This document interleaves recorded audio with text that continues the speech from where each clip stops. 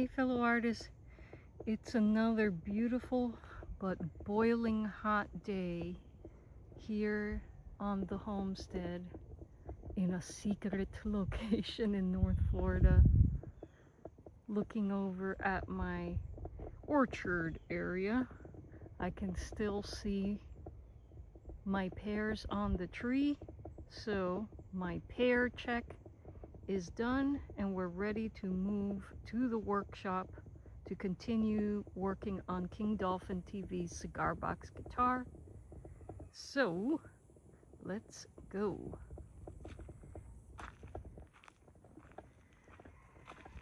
Yeah, look at that sun. I've got my swamp cooler working in my workshop.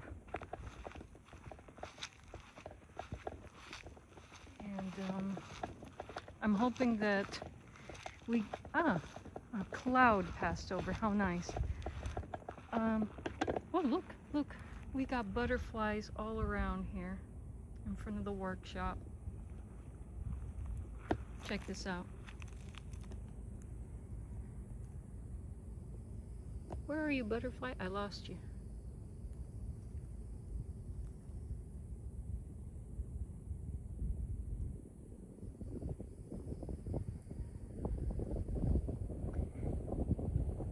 Got a few of these little orange butterflies here in front of the workshop. Don't know what type of butterflies they are, but they're gorgeous. They're all gorgeous.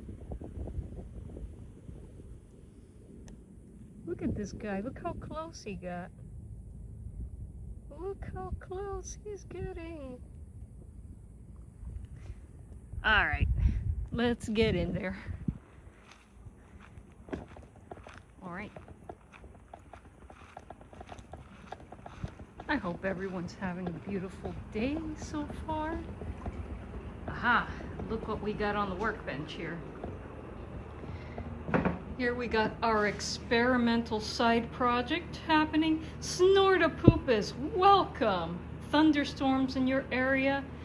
You know, I wish we had some thunderstorms going on here, Snortapoopus. I could use a bit of rain right now. All right. So, what's happening today? Well, we gotta remove the excess foil around the frame of this King Dolphin engraving. We gotta polish the foil underneath a bit, and then we gotta seal it. Now the thing is, once I apply the metal leaf sealer, I gotta leave this thing alone for another 24 hours. So rather than, you know, just get one thing accomplished today, what we're gonna do is install the headstock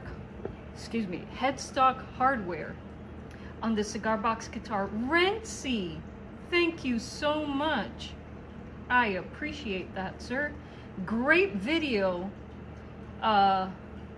drop today, Rentsy. By the way, folks, please go to Rentsy's channel and check out his latest video where he features his latest composition performed on a rustic fretless cigar box guitar.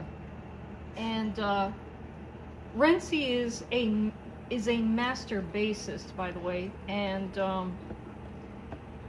it's very rare for I guess a musician who's a virtuoso on an instrument to,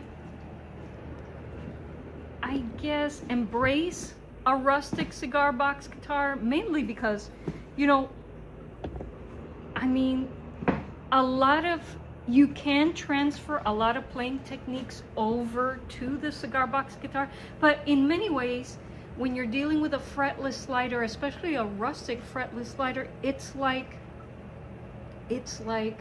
starting on a new instrument. It's like learning a new instrument. Let me turn around while I talk to you guys. It's like learning a new instrument.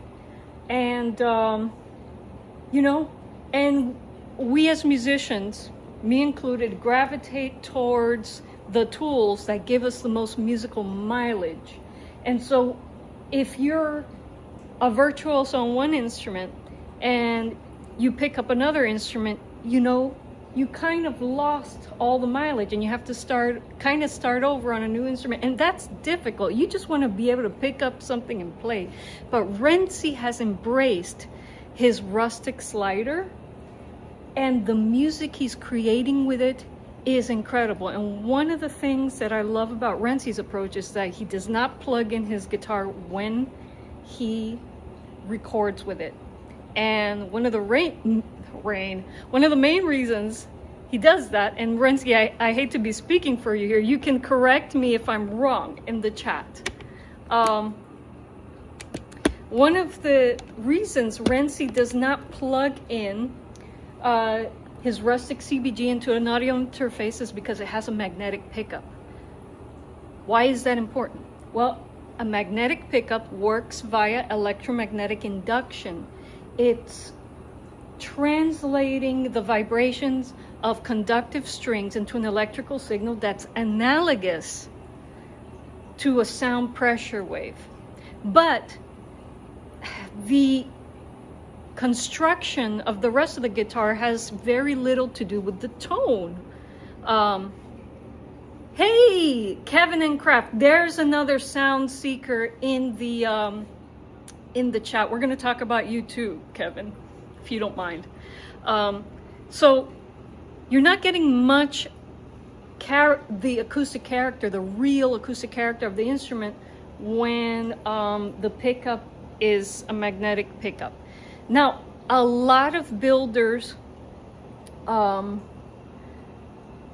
build blender circuits that combine the output of a magnetic pickup and a piezo pickup, so you get the best of both worlds. And I'm actually thinking about doing that for this guy that I'm building right here. More about that soon. But Renzi, what he does is he records his rustic CBG with a microphone so that he gets the real acoustic character of his cigar box guitar in his recordings, the noisy, gritty character. That's what he wants. He's a sound seeker. I'm a sound seeker. Kevin M. Kraft in the audience here is a sound seeker. By the way, Kevin M. Kraft, folks, is an important name in the cigar box guitar world. If you don't know about Kevin M. Kraft, I'm going to tell you about him right now. He was the founder of the Kansas City Cigar Box Guitar Festival. It's no longer running, but when it was running, he ran it, he founded it. And apart from that, Kevin has some tutorials on how to build diddly bows on his channel and on his website. And he like Shane Spiel was looking for that rustic sound of I guess foundational blues, and he found it in a simply built cigar box guitar. And so yes, so Kevin M. Kraft and Kevin M. Kraft, by the way, is also a very talented guitarist. So these are the exceptions to the rule. Renzi and Kevin M. Kraft are the exception to the rule. They're wonderful guitarists, wonderful, and in Renzi's case, also a wonderful virtuoso bassist. But they were willing to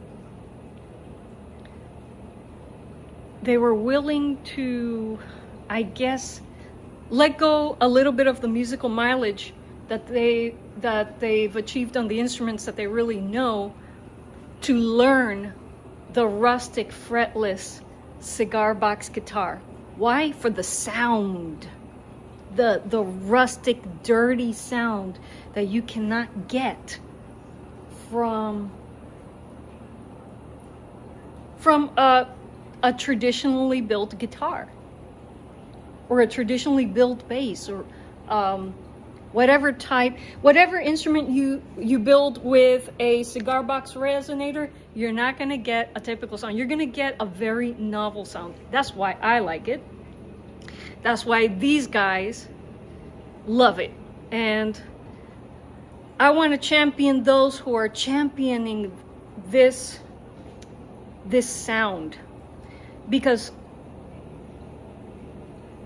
although from the very beginning of the history of cigar box guitars, there were builds of all levels, because there were people building them with different skill sets.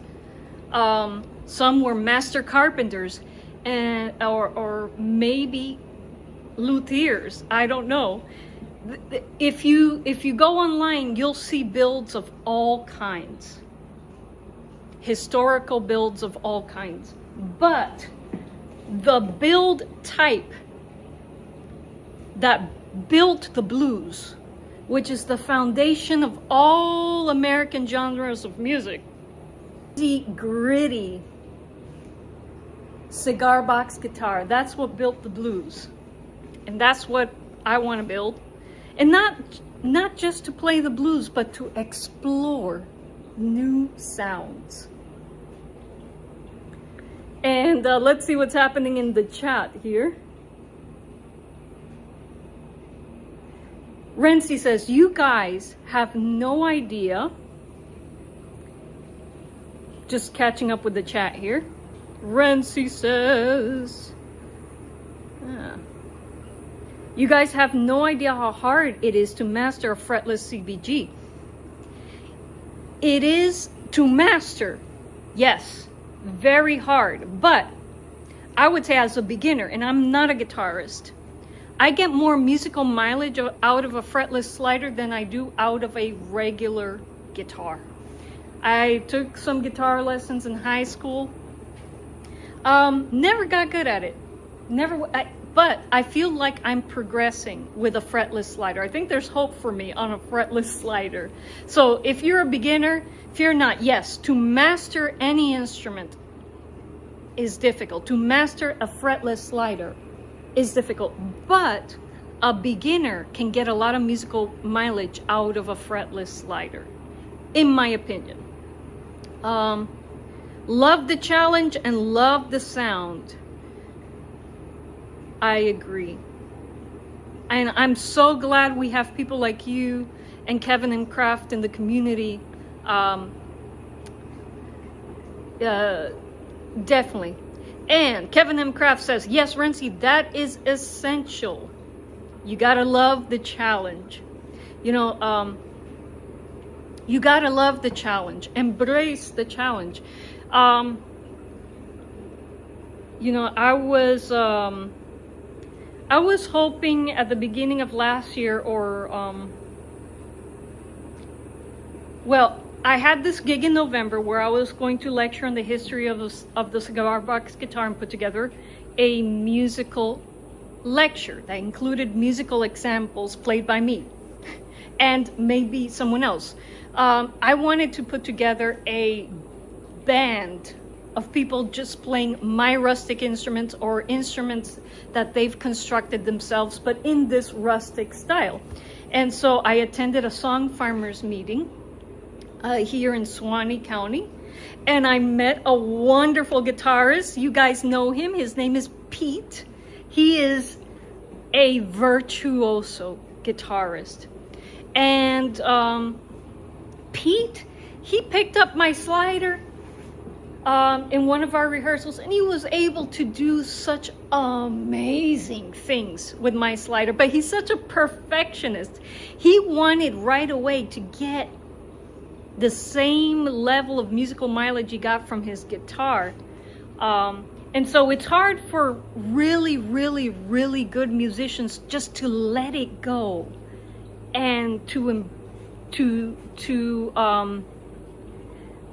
embrace the new challenge. And of course, it's also a time issue.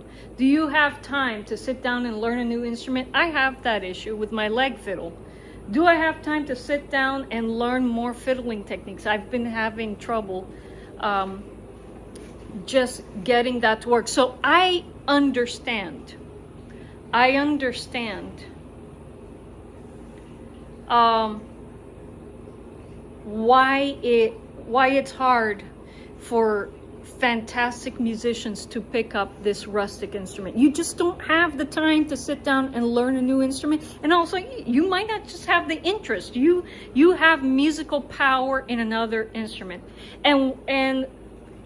but even though I had intended to put together a band or a duet featuring rustic hand-built instruments, I achieved something else with Pete, and that was to show that the cigar box guitar can be an integral part of a regular musical ensemble. It can be a valuable part to, you know, any band that plays American genres of music. And so, and maybe more than that. Maybe more than that. So, but I'm hoping still, and I'm hoping still that I can one day put together this ensemble of rustically built instruments. And they don't all have to be built by me. They can, you know, I want to meet people who are excited to embrace the novelty of noisy instruments. It's more than just a novelty. It's a new sound. I want a different sound than what's out there. There is a band in France, of all places, that's doing this. I'm subscribed to their channel. They're called La Durance Band. And they only perform with instruments that they've built, and they're rough and tumble instruments, and I love it. I love it. You'll see a lot of CBG ensembles out there, but they're of the more refined builds. I want to see more American bands embracing the rustic builds. You know what I'm saying? I'm not, and I'm saying, follow where creativity takes you. I'm not saying that people should do this. I'm saying I would like to see more of this, you know? I would like to be, because why? Because I would like to join a band of rustic, made up of musicians playing rustic instruments. I would love to participate in that. Would love it, love it, love it. I wish Renzi and Kevin M. Kraft were here in North Florida, because we would be killing it as a band. You guys, we would be killing it as a band. And maybe one day, maybe we'll coordinate something online, somehow find a way to practice together online, and decide to play at a festival one day, and we will, at least for a day, have a band of rustic instruments. Hello, Snortapoopus. Welcome. Snortapoopus is a friend of our King Raymond. And King Raymond is the one who commissioned this cigar box guitar. Now, King Raymond is also a learner bass player, but now he's going to be a learner cigar box guitar player. And so maybe the four of us will form a band one day and play at a festival. Renzi says, love to play one of your handmade CBGs. I want to figure out how to get it shipped over here in Argentina. Yes. My buddy in Miami moved to Spain. Cry. Oh no. Kevin says, oh yeah.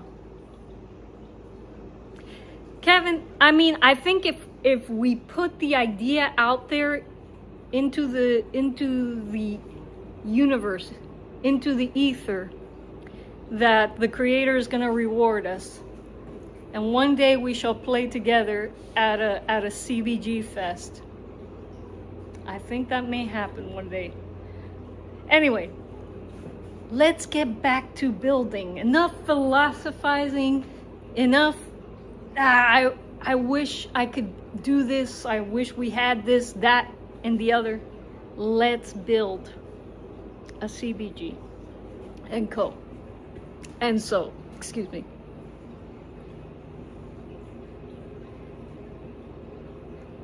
Snortapoopus says, Raymond playing this guitar will be quite a fluke. Look, Snortapoopus, stop putting down Raymond. Raymond is gonna do an excellent job. And I'm going to email Raymond my lessons playlist. So he's gonna learn very fast, you'll see. Hey, and we got Raymond Feliciano in the chat.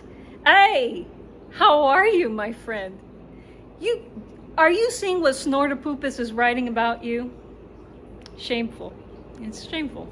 Anyway, alrighty. So before we get to our gilding work again, we're going to install hardware, because if we apply sealer to this now, we're gonna have to leave it for 24 hours, and I wanna get more of this cigar box guitar done. So I'm gonna flip this over here. Actually, let me put you guys down. Let me put you guys down and flip the camera. No. I guess I had the right idea before. There we go. All right. So we're gonna install some tuners on this headstock. Snortapoopus says he gets much worse from Sandra. Somehow I doubt that, Snortapoopus. I think you're extra mean to Raymond. All right, so we're gonna flip this guy over.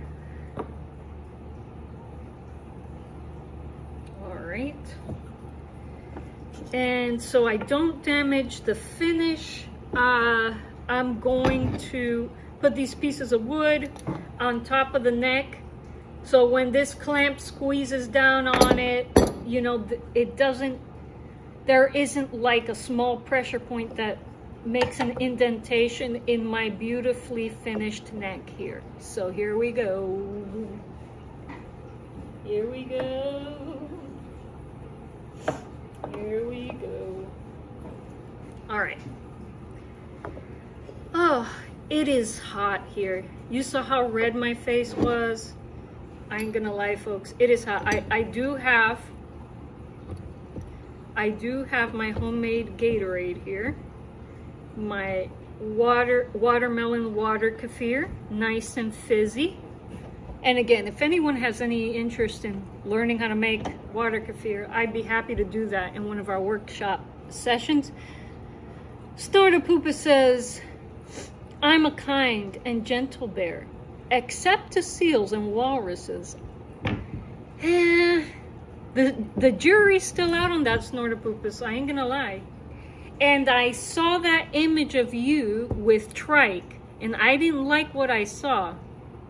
Were you eating dolphins, Snortapoopus? That's a big no-no.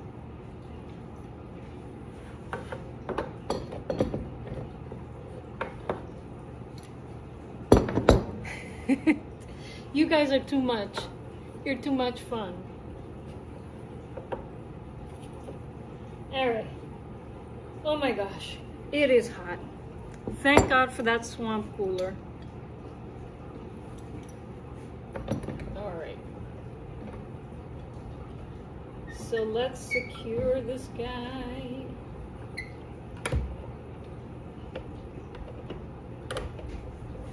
All right. So, Raymond, King Dolphin TV, chose black tuners for his CBG. I get most of my hardware from Amazon, guys. Over trial and error, I've learned which Amazon brands are good and which ones to stay away from. Now, the names of the brands change every so often. I don't know why, but I have them permanently linked to my Amazon account to make sure that I source the same brand all the time, or the same maker who changes their name all the time. I am working hard to release my full CBG tutorial video. That is how to build a CBG from scratch tutorial video. That tutorial, folks, is kicking my butt. There's so much footage to edit. I thought I would get it done last week, and it hasn't happened. After the stream, I will be hard at work on that tutorial again, and within the description box of that tutorial, once it gets released, I will have Amazon links to all of my supplies. And so yeah, just an FYI. So we're gonna install these black tuners, and we're gonna install this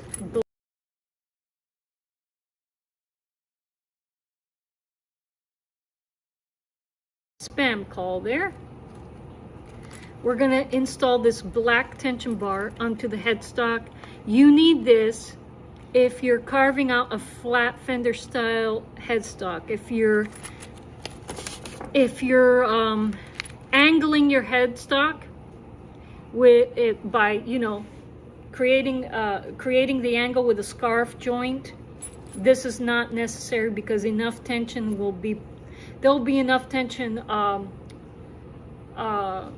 the strings to keep stable tuning. But I just like keeping things simple for the most part, and carving the headstock right from the neck. Everything is one piece of wood. This makes for a very strong and sturdy build. But if you're gonna do this, as you can see, you need a tension bar. You had a good time, right? I did. By the way, folks, Raymond has one of the funnest chats in the live stream world. You gotta go check out his live streams. He talks about his books. He is an author.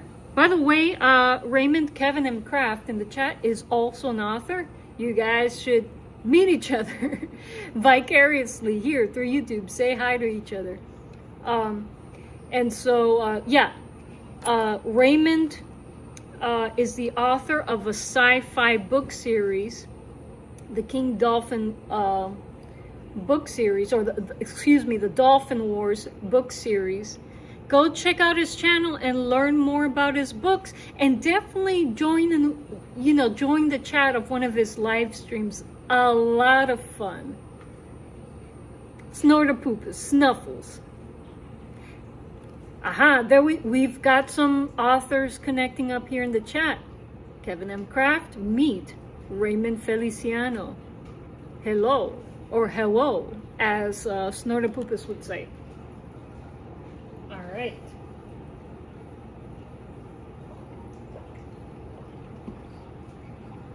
Okay. Okay, now, here we go. I will probably, this piece of pine was salvaged from a construction site, so it's a little bit harder than the craft pine you would find at Home Depots or Lowe's. So I may have to carve out some pilot holes before drilling straight into this wood. I don't want to damage your headstock, Raymond, so I'm gonna see if I have to do that.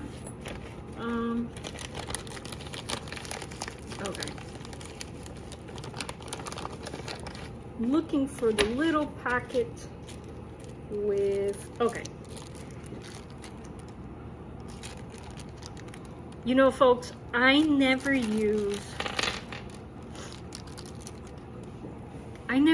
these.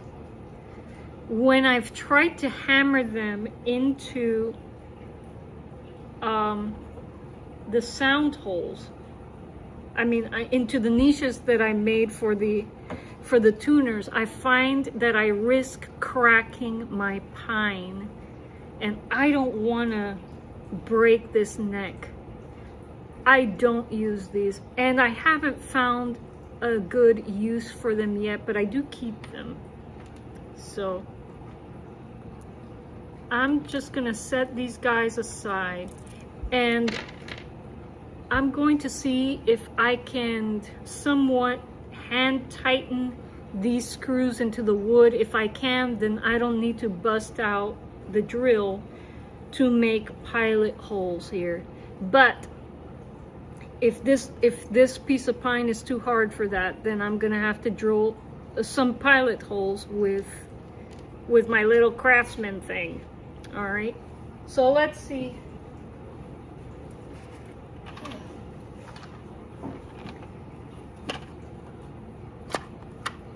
All right,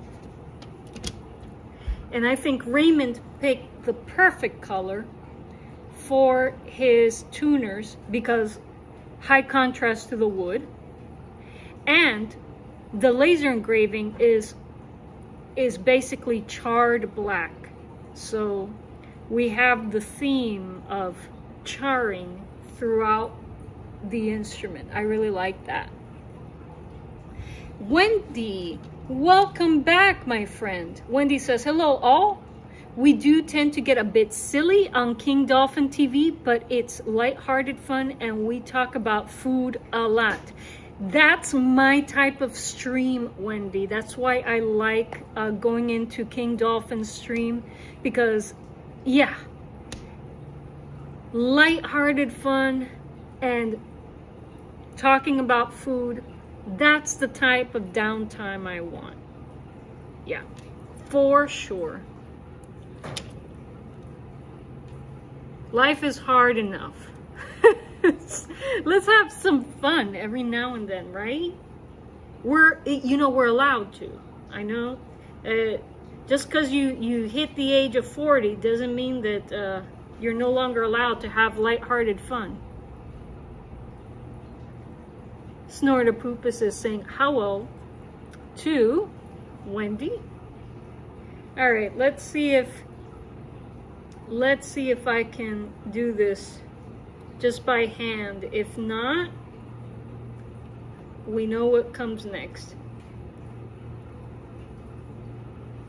Oh, okay. All right. This is definitely, pine is a softwood, but construction pine can be different from craft pine. So I'm glad that this one isn't giving me any problems.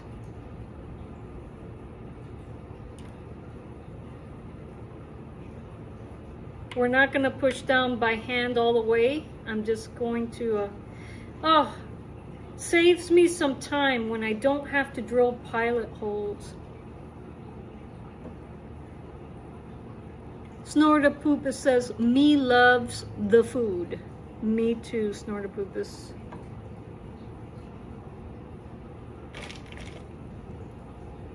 Alright. Alright.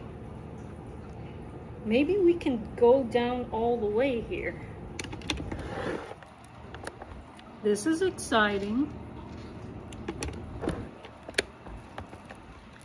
This is construction pine behaving a lot like craft pine. I like it. Okay, I'm not gonna lie. Sometimes when I have to drill pilot holes with the drill, I tend to maybe drill too far. And so I'm glad I don't have to do that now.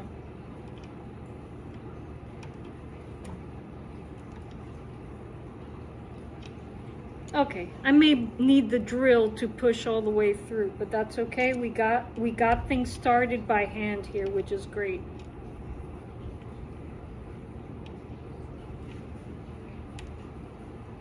All right. Okay. The rest of that's for the drill. All right. Oop. Let me not lose any of these here.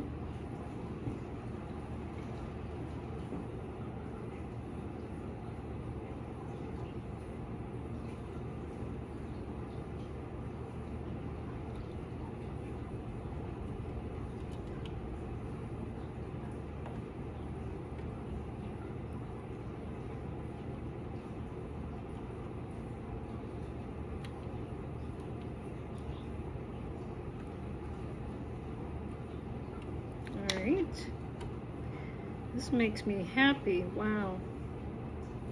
Easy makes me happy, folks.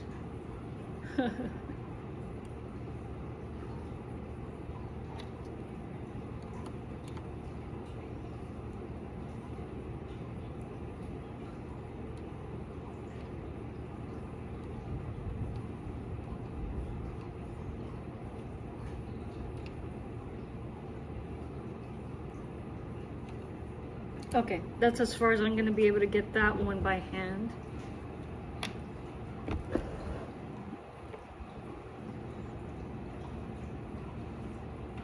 All right, all right.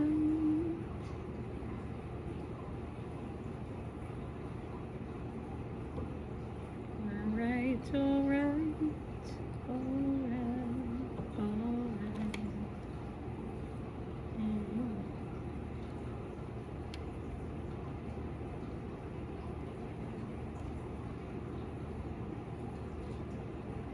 So I'm curious, Snorterpoopus, what is your favorite cookie? How's the weather in Florida, Snort? In South Texas, it's 101 with a heat index of 110 right now. Wendy, that sounds like North Florida right now. I think Snorterpoopus and Raymond are enjoying much better weather.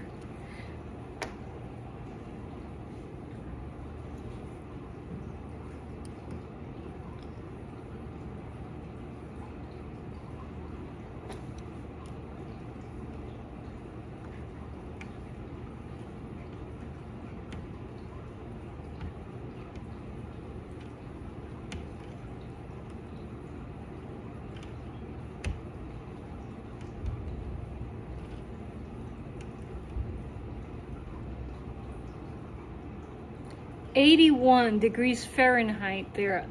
I am so jealous. Snorterpoopus, oh my gosh. I would love it to be 81 degrees here right now. Okay, that's as far as I can get. I'm gonna get by hand. All right, let's drill these all the way in, and then we'll have to check to make sure that none of these screws end up piercing the top side of the headstock. If that happens, and sometimes it does happen because maybe I shaved too much wood off the top with my belt sander, I always I'll grind down the tip with a Dremel and then apply some glue del mono over it so that there's no chance of anyone getting pinched while working with their headstock here. Okay, here we go. Here we go. Drill. I got the drill right behind me, folks. All right, let me check to see that I have the right size attachment here. Oh, do I? No, it's too big. Let me change out the attachment, folks. All right.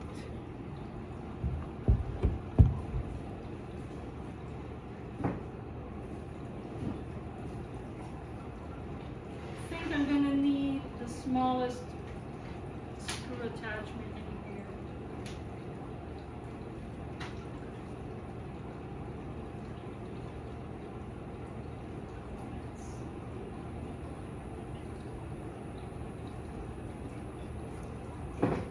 Let's see, might this be it? I think this is it. This is it. Okay, I found the right size. Now some of you out there are thinking, I can build my own cigar box guitar, and I would say yes, you can. You can absolutely build your own rustic 3-string slider. Stay tuned to my channel because I will have a tutorial that showcases a build from beginning to end. That video is kicking my butt. So much footage to edit, but man, how I would love to get it out by this weekend. And so stay tuned if you're interested in learning how to build one for yourself.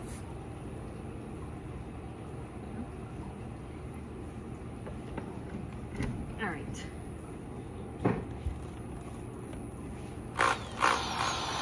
All right. Let me get this attached properly.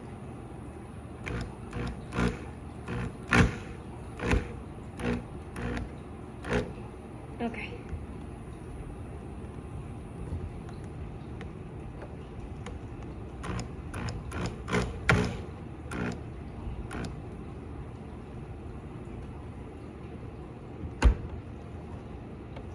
Okay, that's in.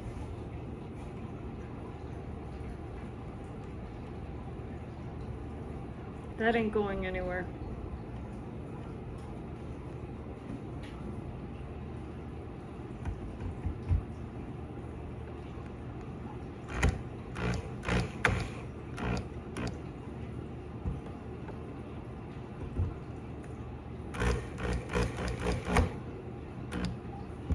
Okay.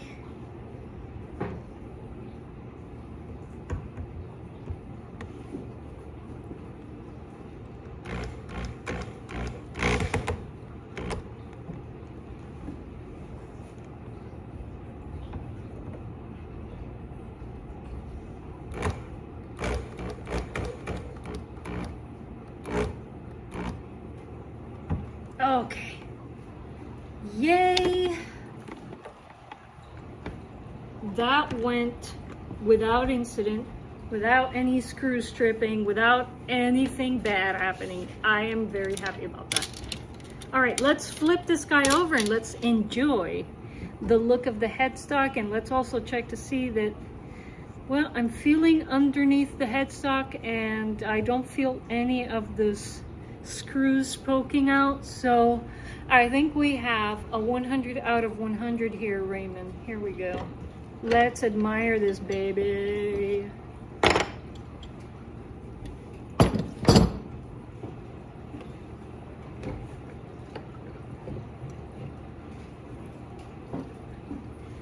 All right. If you're a builder, musician, or just someone who has an interest in what we're doing here today, make yourself known in the chat. You do have to subscribe to the channel to participate in the chat. It's one of the perks of becoming a sub. All right, so let's look at this, folks. This, let me flip this so we can really enjoy it. Let's go to my good camera so we could really enjoy it. This is beautiful. Rustic slider. Now we're not done with the headstock yet. We need to install the string tension bar, and this is the part that has me holding my breath a lot, because these tension bars are designed for regularly sized cigar box, excuse me, not cigar box, but guitar headstocks.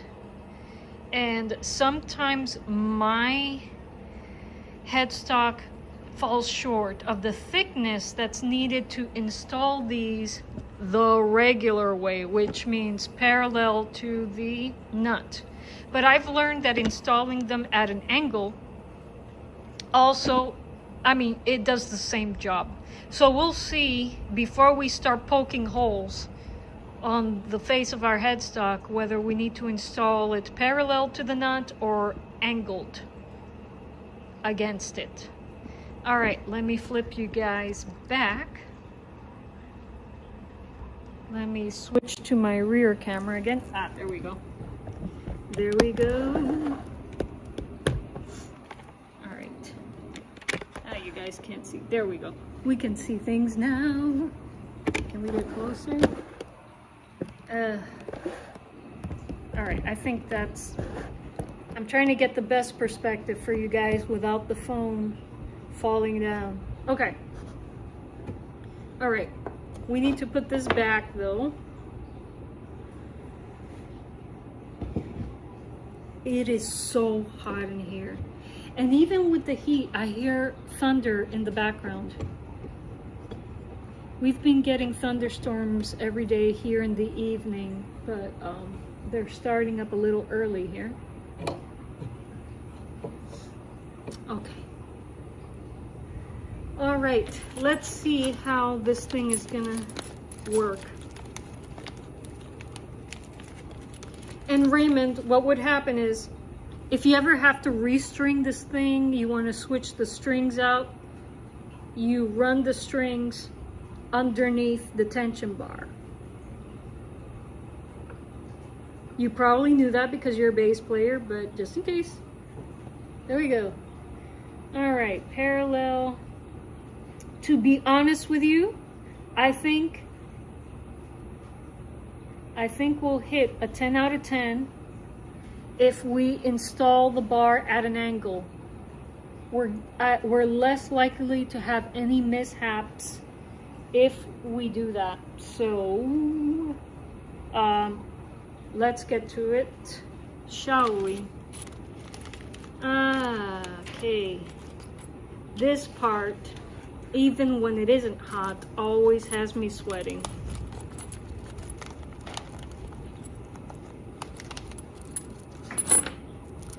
Now hopefully these will hand tighten, because usually when I have to take a drill to these, something bad happens.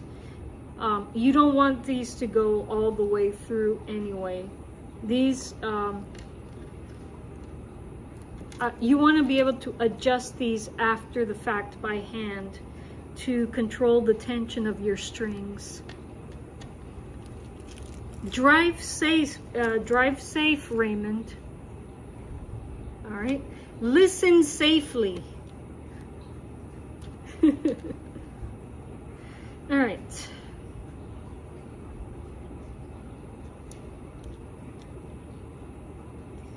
Whoa.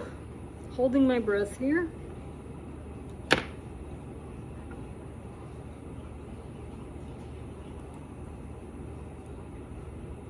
Let's get this threaded. Let's get this threaded all the way through.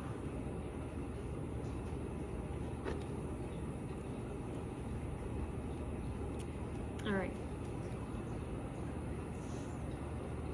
Let's do something like, let's grab a solid footing right there.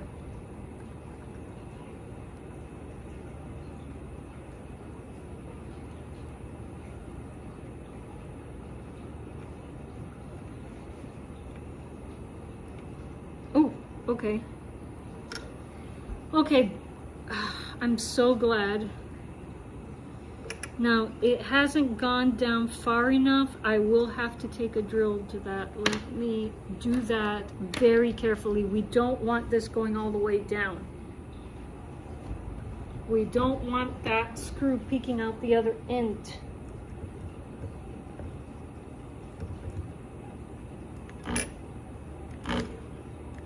Okay, let me see if that's enough.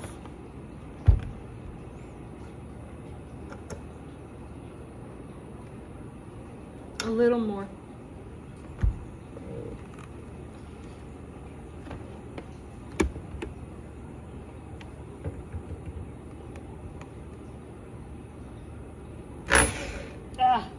Okay. I hope I didn't take that too far. Okay, string could still be threaded under through it. No peeking out on the other side. Okay, 10 out of 10 so far, Raymond. 10 out of 10 so far. Oh my God, it's so hot in here. Whew. Actually, guys, I'm gonna take a little swig of my homemade Gatorade. It's watermelon, homemade watermelon water kefir. Good for your gut. It's a homemade soda. It's delicious, but it's good for you. Yes, there's such things as things tasting good and being good for you too. And so, but usually you have to make them at home.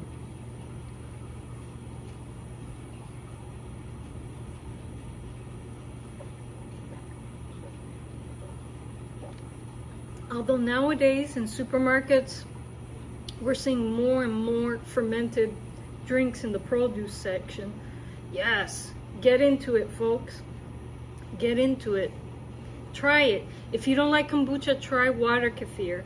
A good water kefir brand is Dr. D's. There's another one, Tibicos.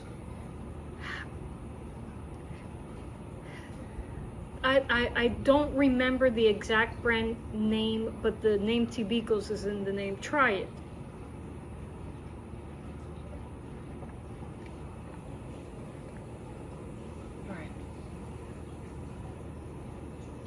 I know that stuff like Poppy and Olipop are all the rage now, and I like those, but those are prebiotics.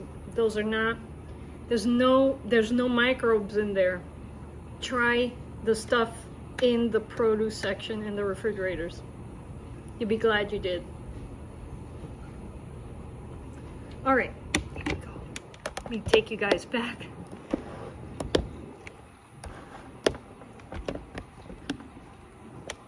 By the way, if there's anyone that out there who runs into my videos that works for these kombucha or water kefir companies, hit me up. Hit me up on YouTube. Wendy says, as a woman with smaller hands, a smaller, lighter power screwdriver would give you better control to start a screw if you can't get it to bite by hand. Yes, I agree with that, Wendy. My Craftsman is a little bit unwieldy and big. And yeah, we both do have small hands. I feel your pain. Right now, I've been building my workshop over time and have just acquired stuff that's inexpensive, but if YouTube starts paying me, folks, you better believe that I'm gonna start putting together my dream workshop at some point after I get my festival travel fund together. That's more important. So here we go. Let's fit this in here.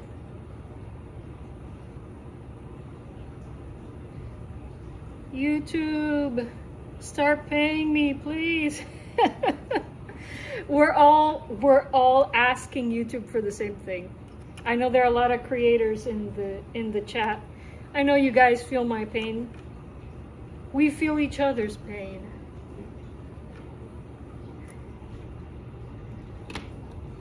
And somehow complaining together makes me feel better. Oh man. All right, let's be careful with this guy here.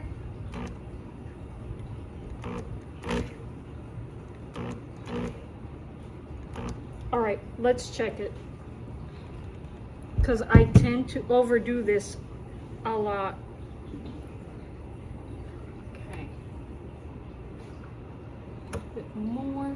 I'm gonna take it down a little bit more.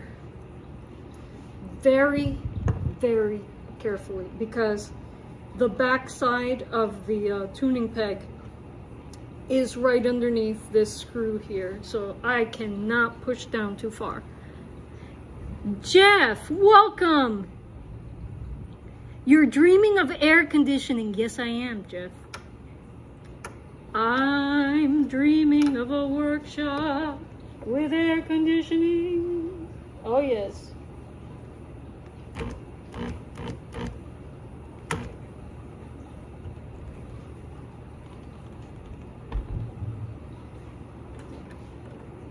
right.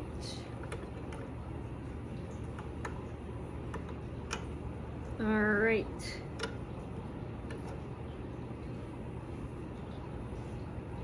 A little more. A little tiny bit more.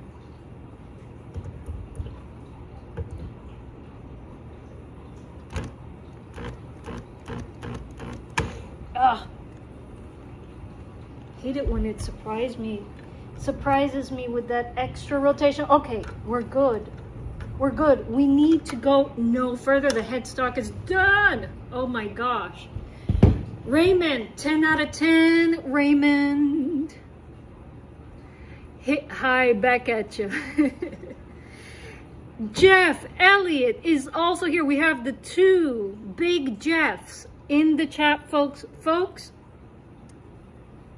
I introduced you to Renzi and to Kevin and Kraft before. Visit their channels, but also visit the channels of V-Box Jeff and Jeffrey Richard Patterson.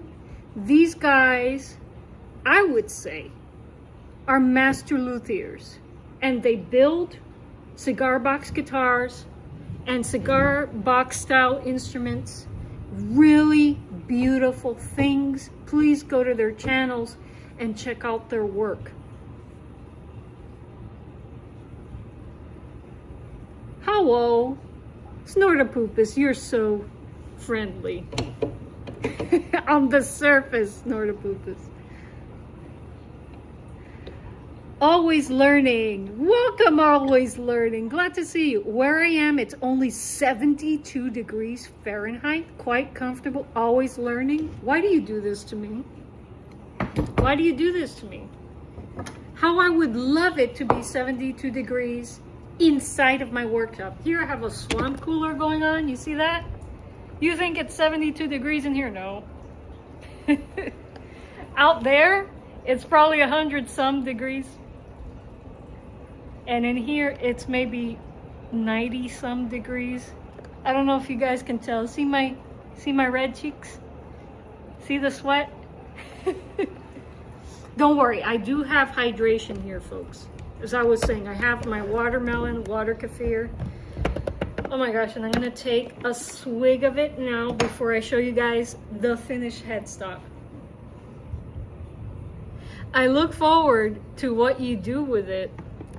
Me too. Well, actually, this build is for King Dolphin TV, Jeff. This CBG was commissioned by Raymond Feliciano from King Dolphin TV. He is a learner bass player, and now he's gonna learn how to play fretless slider. So, oh my gosh. Oh my gosh. It's wow. I hate the cold, but I'm telling you, I'm waiting for the fall and the winter. Oh my gosh.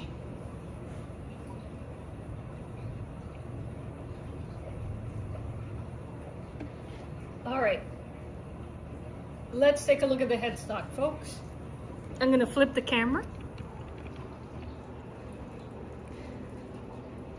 Calgary, Alberta, Canada, quite a bit further further north than you. Yes. We're all envious of you, always learning. We got people in the chat from the Midwest, from other parts of Florida. It is hot. It is hot in our places. Let's flip to the front camera. Okay. All right. We got the headstock of a rustic 3-string slider right there, folks. Right there. With no mishaps, Raymond. None whatsoever. Which for me is rare. Ay, isn't that gorgeous? All right, now we can continue on the mission, on yesterday's mission. We gotta clear out that excess foil, and I'm gonna be careful doing that because I'm going to use the excess foil on our experimental box here, which we're going to laser engrave. Yes, we're going to attempt laser engraving on top of copper foil, folks. What will that do? I don't know. That's why it's an experiment. We have a sacrificial Arturo Fuentes box there to serve as our guinea pig. All right, now I'm going to have to do something terrible. In order to proceed with the next thing, I'm gonna have to turn off Swamp Cooler, folks. And hi, hail FKHC 2005. Welcome back. Nice to see you. Okay, here we go. Woo! Swamp Cooler has to remain off until we finish with the gilding process, folks, because this foil is very light and it will mess us up if it's flapping about. So let me first get organized here. I don't like it when my workbench is like full of tools I'm not using. That's one of my peeves. Just getting a bit organized here, and then we can jump back in.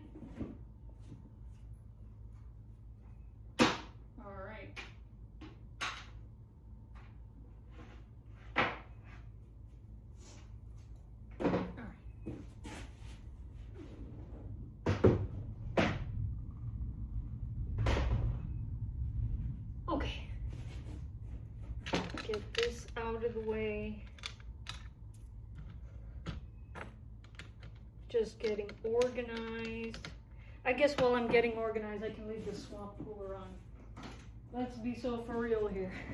Let me leave that on for as long as possible. Oh, and plus I don't want my phone to overheat.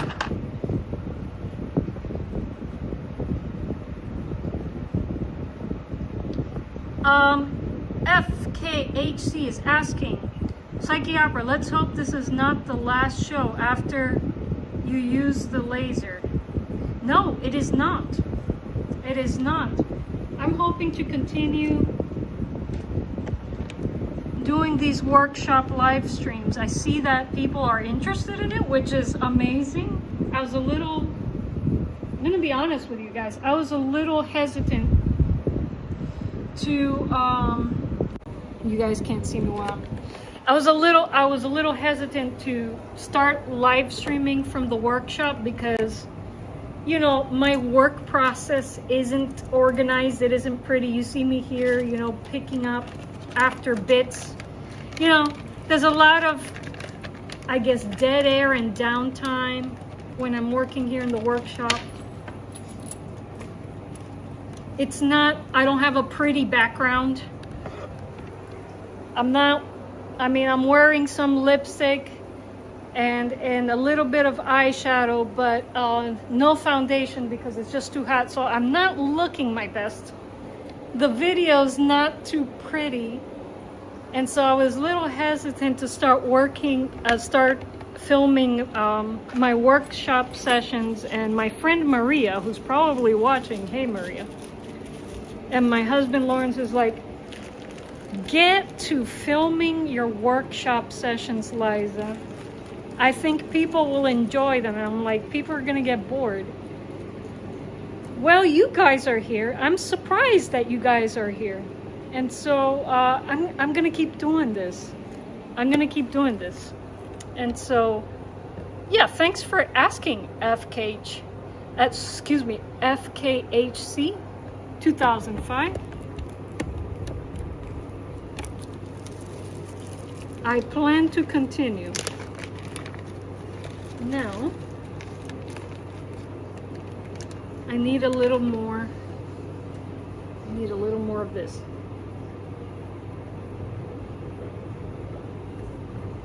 Right. Okay, I can put these bits away.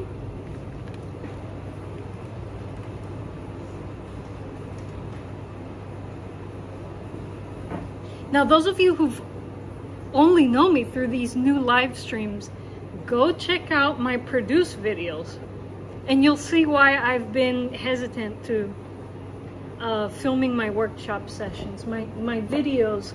I love video editing. I love graphic design. I love all of that stuff. And so I put a lot of effort into my videos. And so, yeah, if you watch some of those, you'll see why I was a little hesitant to start streaming from the workshop. It's not a nice and neat production. I like nice and neat productions. Anyway. Okay. Let's position this in a way where you guys can see what's going on.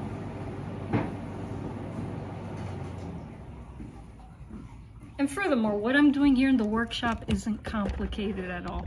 Maybe tedious, but not complicated. So I'm like, who would be interested in this? But maybe just for the hangout, the value of the hangout and conversation. I guess that's what makes this really interesting. All right, so what we're gonna do now is carefully remove that excess foil. Boomzilla, hello, welcome. Boomzilla says, you look lovely and your husband is right about people being interested in your work process. Thank you, Boomzilla, you guys are so sweet.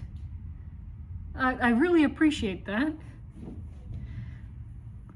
I feel so encouraged, and guys, I say that when I say guys, you know, I grew up in the 90s. It's an androgynous term for me, folks. Guys, thank you for being here.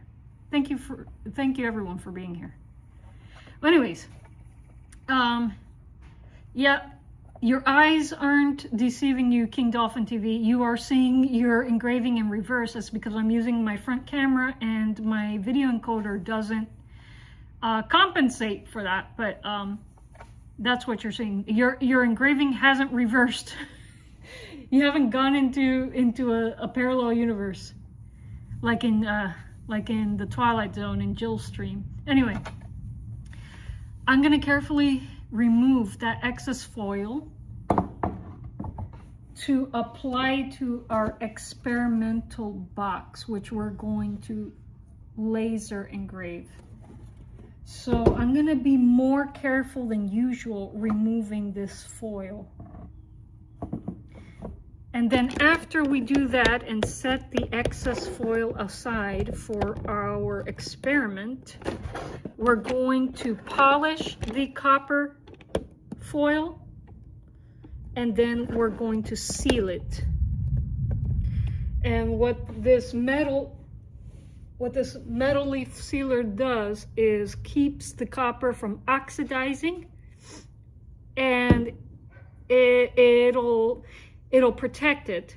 So then I can apply high gloss polyurethane to the lid, and there won't be any reactions between the metal and the polyurethane. So that's what this metal sealer is for. Jason Love Doctor Who, welcome.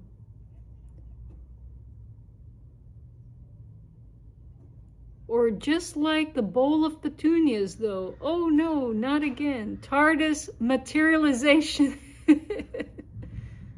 Are you referencing New Who? Pre-Matt Smith or up to Matt Smith New Who, or the old Doctor Who, Jason Love Doctor Who? I only know the New Who up to Matt Smith. And I've suggested to Lawrence that we should cover some type of Doctor Who in his live stream. Anyway, all right, I'm going to use this brush to gently remove the excess here.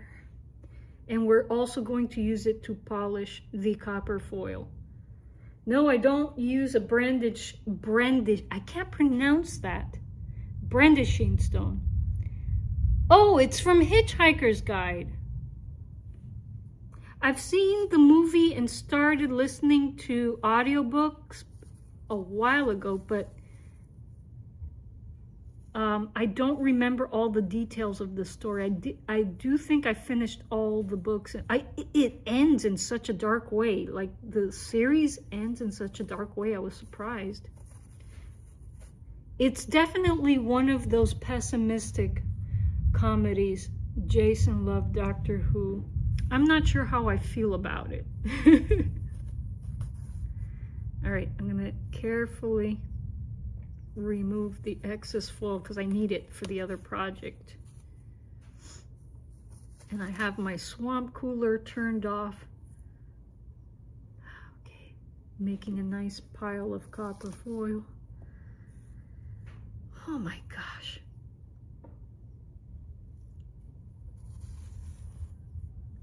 I mean, I could feel the sweat running down my back. It's that hot.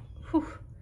But since there is a storm approaching, I do see that it's a bit overcast now, and that I'm gonna have a bit of relief in here. Thank goodness. Thank goodness. All right. I'm trying to keep these pieces as intact as possible, because I gotta be frugal with my copper foil. I still have a few sheets left, but I don't know how many I'm gonna need to cover all the gaps in my other project.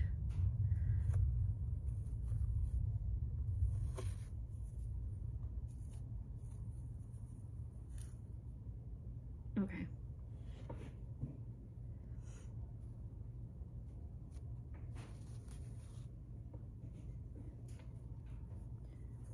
Waste not. There we go.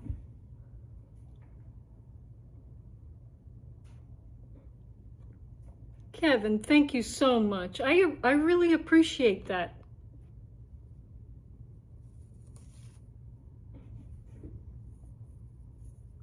Well, part of the reason I like just building simple CBGs is that you can focus your attention on making the instrument your own.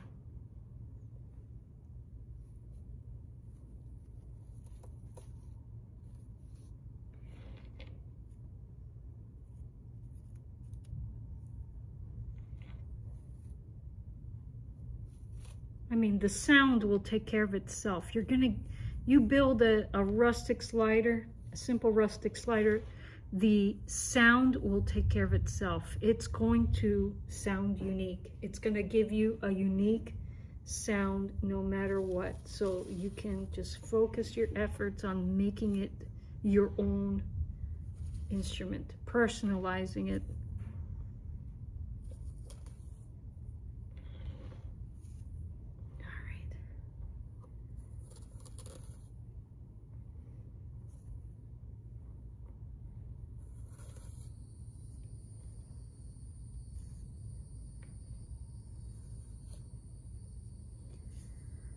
Oh man.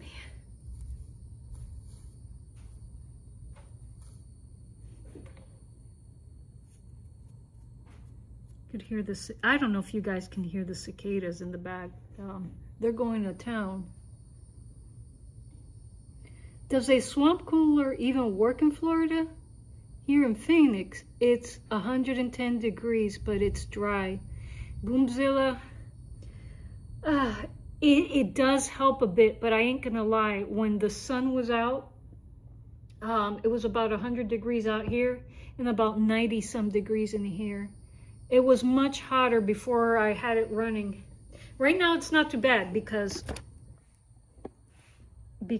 a storm is approaching and it's overcast. But before, yeah, it helped a little. It helped a little. It's better having it than not having it. Let's just put it that way. But one of these days, it would be nice to build a climate-controlled workshop,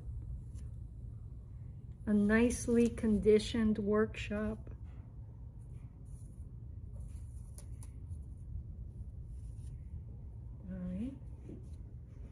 We got a nice pile of scrap copper foil going there. Good. I may not have to tap any of my new sheets for the experimental project. Send some heat over here. We're freezing in Argentina. Wow, you guys are in your winter, aren't you? Amazing.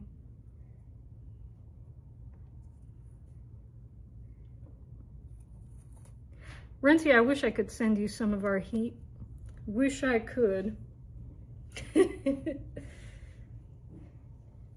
Wish we could make a trade on that front, but unfortunately, no. All right, now we can be a little more aggressive here.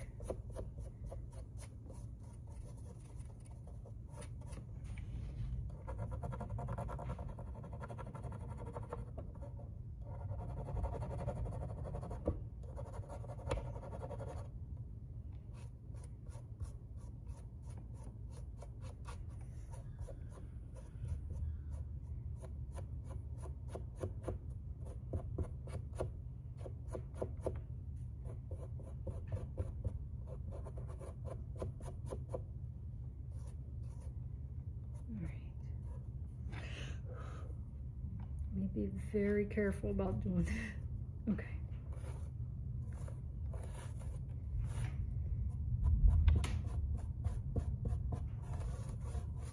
I don't know if you guys can hear it, but there are storm grumblings happening in the background.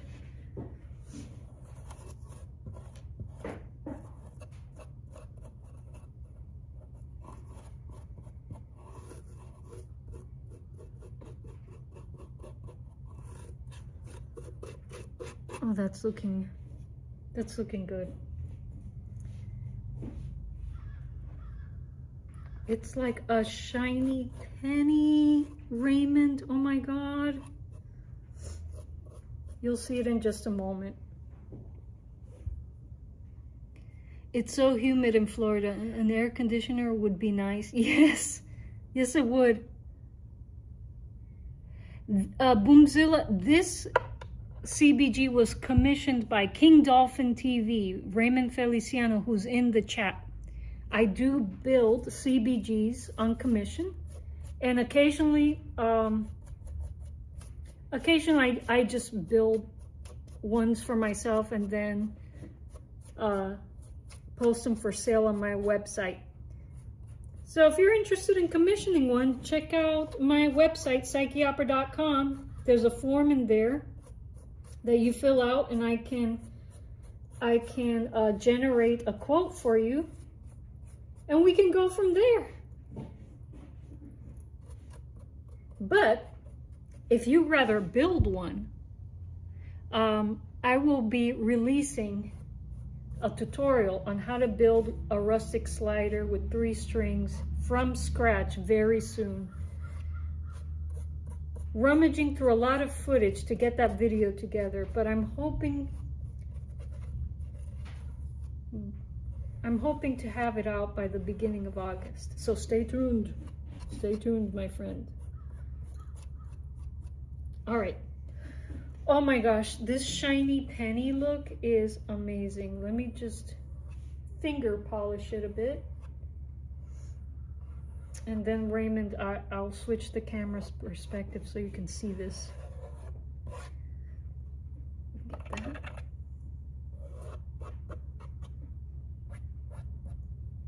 Okay.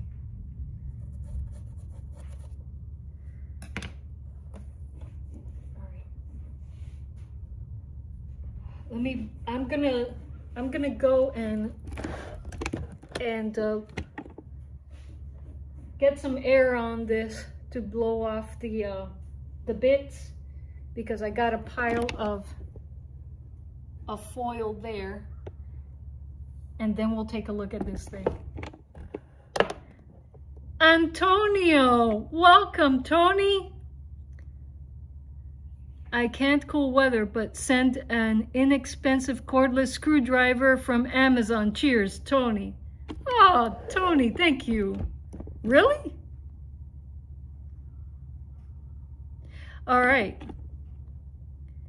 You don't have to do that, Tony. You know, you guys just watching my lives helps me a lot. You have no idea. You just participating in this live is getting me much closer to my YouTube monetization goals. So don't ever feel like you have to send me anything, folks. I'm working towards that beautiful YouTube monetization. But if you want to buy a guitar from me, contact me. I'd be happy to build you a guitar. Look at this, Raymond. Look at this, Raymond. Oh, it's starting to rain. Look at the luster on that copper foil.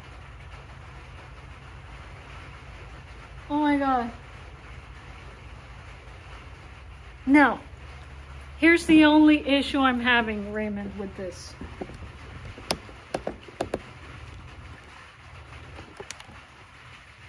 Okay. Oh, let me see. Wendy sent me a chat here. I want to commission a CBG for my son, but I need to find a design to be engraved. All right. Keep working on that design, Wendy, and then fill out the form, shoot me an email, and let me know what you have in mind. And the box brand. It looks great. Here's the thing, Wendy. Let me flip here. If you want a box engraved, the best boxes for it are the Padron boxes, because there's not a lot of art or detail on them. The simple Drew Estate boxes are great too, but these are so pretty. I like to leave these alone. But I have a ton of Padron boxes that are of this size. So when you're thinking about your design, think about this box, the dimensions of this box, because I have a lot of these Padron boxes, and again, they're great for engraving because there's not much detail or anything on the lid itself. Thank you so much, Wendy and Antonio. Take a look at this. Take a look at the luster. See, folks, you know, I could be tempted to working with gilding pens, but look at the look how reflective that is. Gilding pens are not going to get you those shiny results, those reflective results. And so the only thing that I need to work on here, Raymond, before I seal this is, I don't know here. I don't know if you could see this. It's almost too pretty to play. Nonsense, Kevin. You know, the prettier a guitar is, the better it is to bring on stage with you. You know, imagine showing up to a performance with this thing. You've immediately captured the attention of your audience. Whether you wanted to or not, you've captured the attention.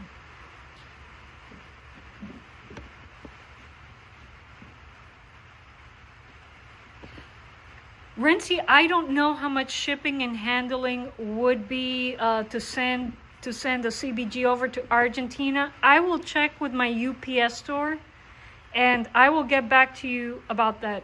I go UPS. They've been pretty reliable.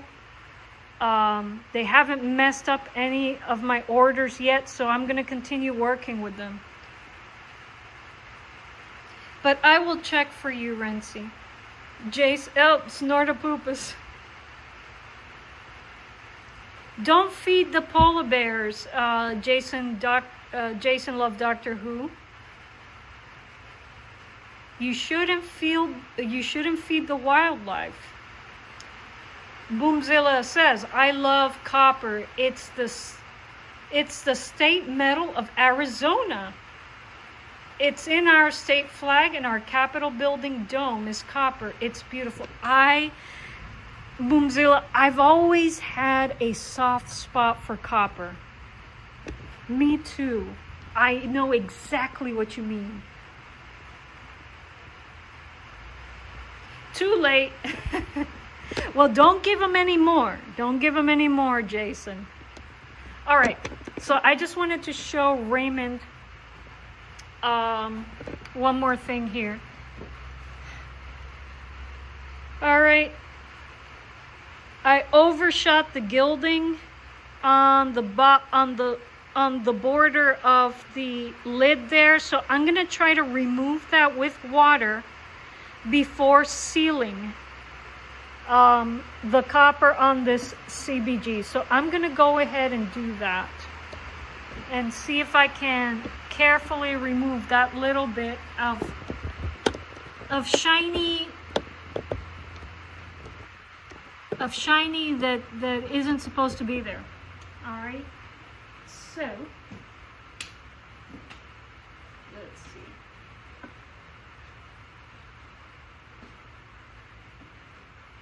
Let's see if I could just scratch it off with my hand, wash it off.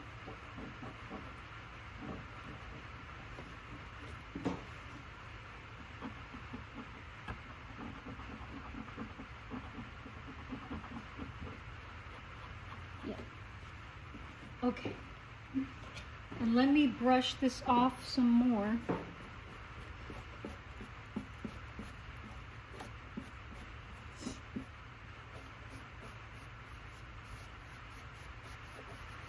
Yeah, the metal sealer will make these extra bits stick, so let me just brush everything away.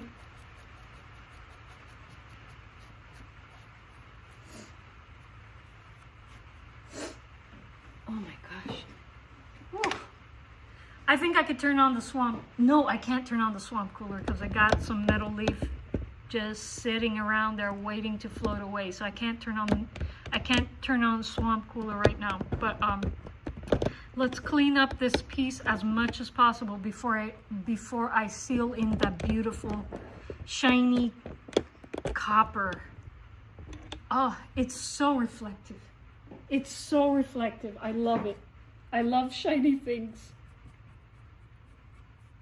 I'm like a bird. I love shiny things.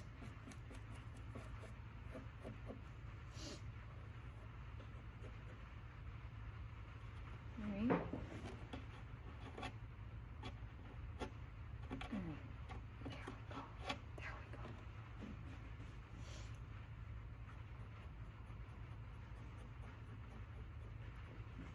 Is Raymond still here? Raymond, are you still here? Look at this, Raymond. Oh, I love it. I love this. I love it. Raymond, I want to keep your guitar. I'm sorry. Just kidding. Just kidding, Raymond.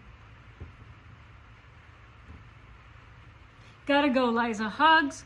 Have an awesome afternoon. Love your work. Thank you so much, Renzi. Thank you for stopping by. I really appreciate you being here. Oh my gosh. So, let me get all of this sorted before see, I didn't see this on the side.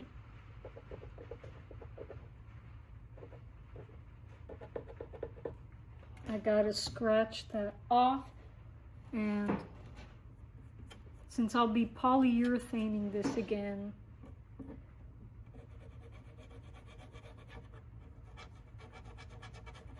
I'll seal this up again. But yeah, I gotta get these bits off.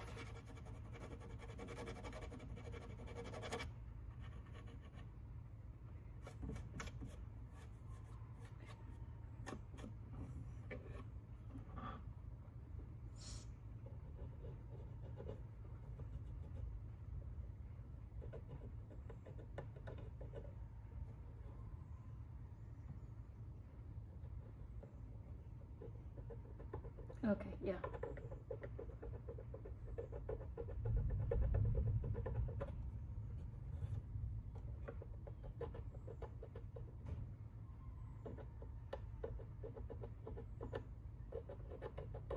I know this is a bit tedious, guys, but I don't want there to be copper where there shouldn't be, because that just takes away from the effect. So I'm just trying to get any copper that accidentally got attached to other parts of the box.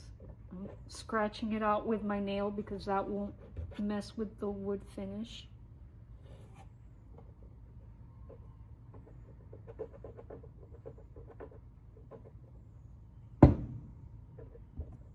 All right.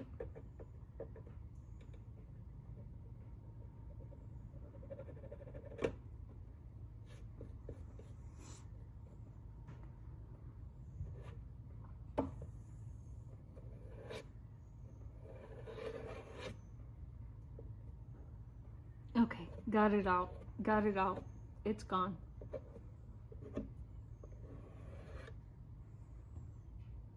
It's gone. It's gone. All right. Okay.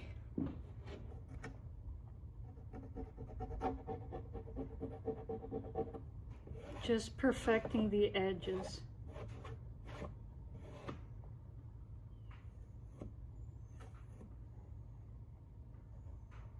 I like the little bit of texture of the copper foil.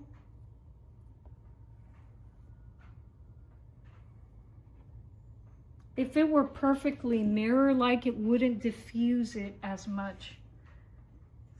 So I really like that it has a little bit of a texture. I really like it. And it keeps with the instrument's rustic style. Okay.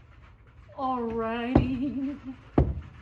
Let's seal this baby. I'm gonna place this on top of my excess copper foil here because we're gonna use that in just a moment.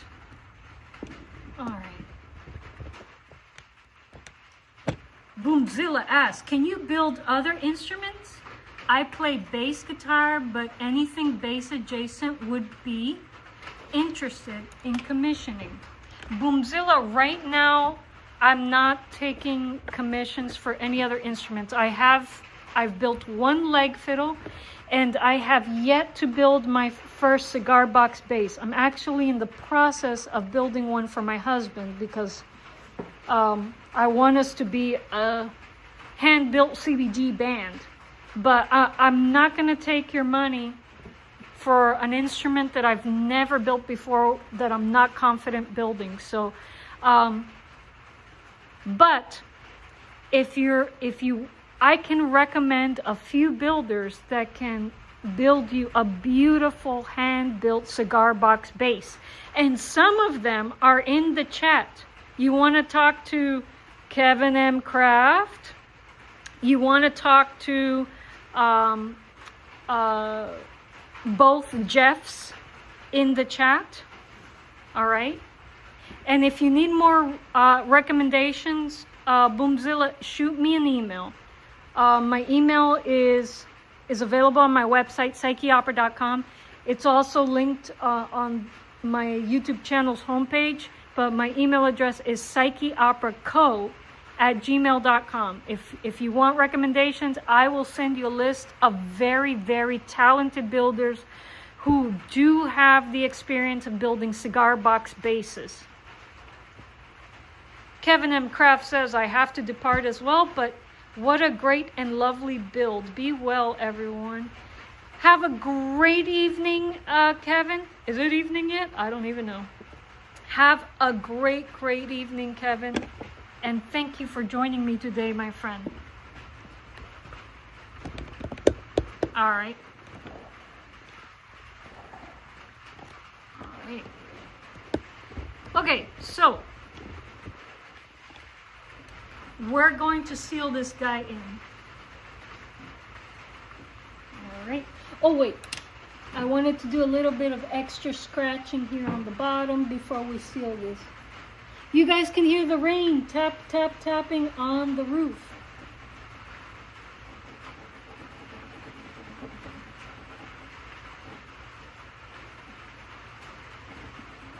Thank God it's raining. Thank goodness it's raining.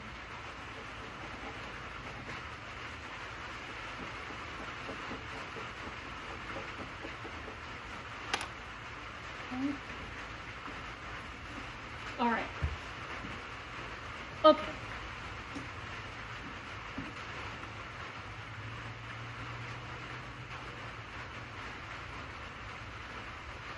Cigar box space would be very interesting. Thank you. I will look into that. Yeah, and again, Boomzilla, if you need referrals, shoot me an email and I will send you a list of very talented builders. For now, I'm not gonna take commissions for cigar box bases because I have yet to build my first one. But yeah, shoot me an email. I'm jealous of the rain, not jealous of the humidity though. Oh my gosh, I am grateful for this rain. Wendy says, I wish it would rain in South Texas. Oh, you guys enduring a drought? We were there just a few weeks ago. We were in drought land just a few weeks ago, Wendy. Sorry about that. And Snortapoopus is saying hello to Jason. Yay. All right, Snortapoopus, look. We're gonna seal this guy. We're gonna seal him. We're gonna seal him. Look at that. It's like a shiny copper penny. A beautiful shiny copper penny. I love this guitar. Oh my gosh. All right. Yeah. That's me in my mind too, Snortapoopus. Okay. A brush for the sealer. The sealer. Yes, it is pretty. Now I need a little palette for the sealer, so I'm going to go and grab one. Ooh, folks, my cat Joser is in here. He's paying us a visit. He's sleeping. How far south am I? Jeff? Are you talking to Snortapoopus?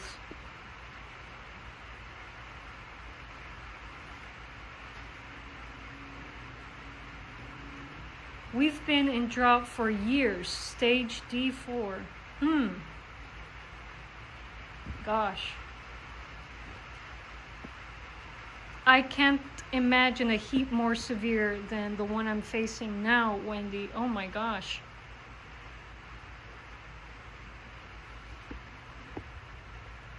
Here's Jojo. Say hello, Jojo. Be nice. Say hello. He's tired, folks. He's super tired. He's enjoying the rain.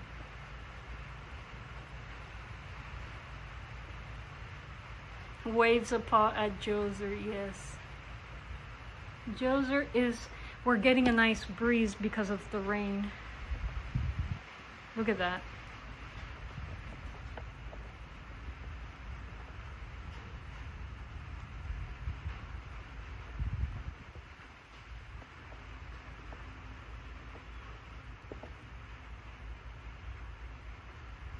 All right, let me go grab the piece of wood. Wendy says, I live in deep South Texas, in the Rio Grande Valley, on the Mexico border. Wow, Wendy.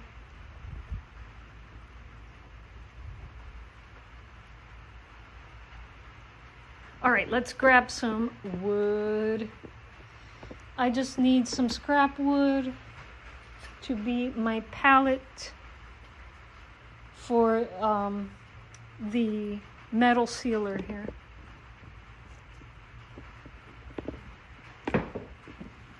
All right. So this sealer is gonna keep this guy from oxidizing and from reacting with my polyurethane. So here we go. Let me see if you guys can see. I'm gonna put it on this side. Jeff, I bet the sealer would work as a resist to mask off designs on the copper foil, perhaps sponging sealer over a laser cut stencil. Then patina the copper with liquid patina agent. That sounds like an interesting project, Jeff. Jeff is always coming in here with so many awesome ideas. I don't know where to begin, folks. I don't know where to begin. Keep sharing them, Jeff. Tell me all your secrets, Jeff. Ha ha ha. No, I'm just kidding. I always give credit to the people who inspire me with ideas.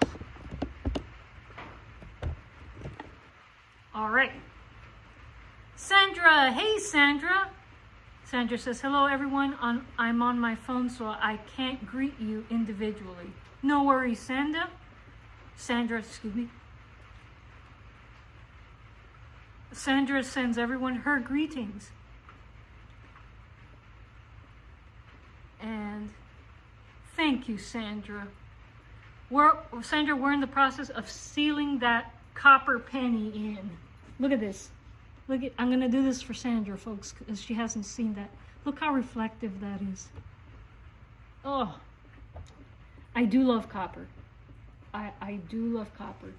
I don't know how many times I've said it, but I have a soft spot for copper.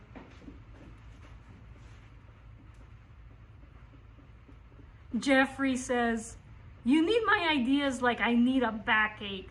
Nonsense, Jeff, nonsense. Keep the ideas rolling.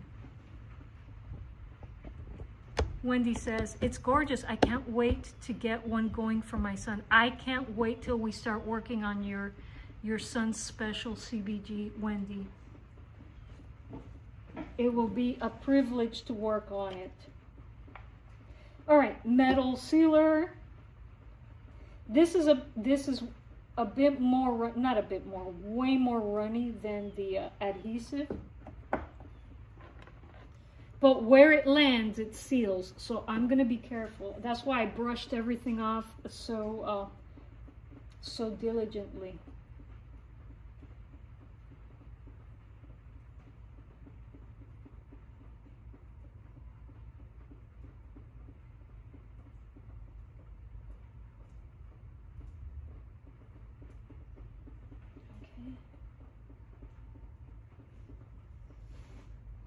And there's some in the bottom here.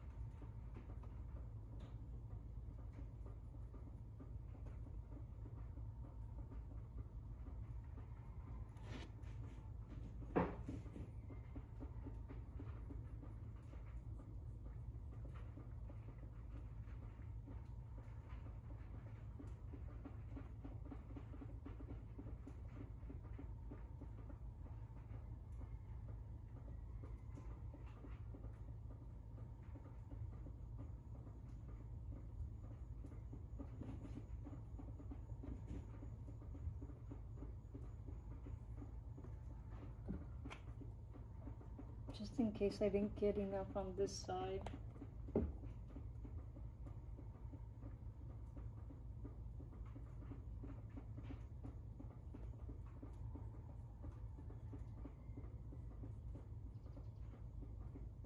Oh, okay.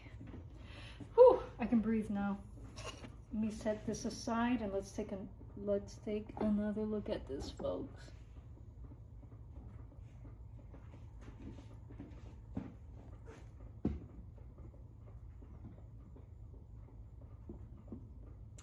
Sandra. Oh, I thought you guys were in South Florida. We're actually eating at a local farm market restaurant. Ooh, Sandra, I'm jealous. They grow their own produce and make their own cider. Oh my gosh, Sandra. If I ever visit West Virginia, I'm gonna ask you where that farm market restaurant is. That is something that's up my alley. Go for the cider, return for the food. Oh my God. Yep, Sandra's making me hungry, Snortaboopus. All right. Flip, flip, flip.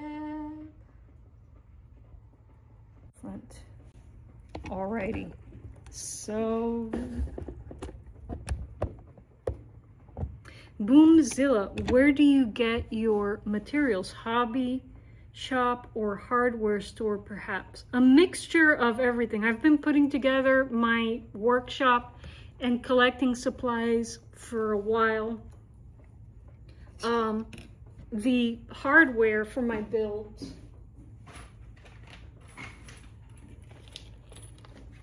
like tuners and tone bars, not tone bars, tension bars. I usually get these from Amazon or CB Giddy. It depends on what a client was and what's available on those platforms. But this particular metal leaf I did get from Hobby Lobby. We have one in a neighboring town. We don't have any art shops close to where I live. I have to drive 45 minutes to get to the closest art shop. Looking to see if I can find a good supplier online as well. Why? Because well, specifically Amazon, because I qualify to be an Amazon associate, and I affiliate links help my channel, and so. But I got the particular copper foil that I'm working with now, Hobby Lobby, and all the tools and supplies I'm using here I've acquired over time. Some are gifted. A lot of them I've gotten from Lowe's, the local, home shop, Walmart. And so, yeah, that's how I've built up my little tiny workshop over time. All right. The cigar boxes, though, my cigar boxes, Boomzilla, are donated to me by our local cigar shop. They've been so supportive of my work. I don't mention their name here on YouTube because I don't know if they'd be okay with that. But people like to keep their anonymity. And so they're a small local mom and pop cigar shop. And yeah, they've donated all of these boxes to me. And as of late, I've not been buying craft wood for the neck. I've been all of my latest pieces have been made with scrap wood from a construction site that allowed me to pack up and run with a ton of wood. So anyways, folks, I'm gonna set this aside. I'm gonna set this baby aside so that it can dry. This sealer needs 24 hours of drying time. If I try to apply polyurethane now and accidentally touch a bit of the copper with sealer on it, it will instantly oxidize, and the oxidation will spread out. And so, yeah, this needs time to just cure. All right, but let's admire it one more time before we set it aside. Oh, let me get a better perspective on it. Let's get some sunlight on it. Sunlight, sunlight.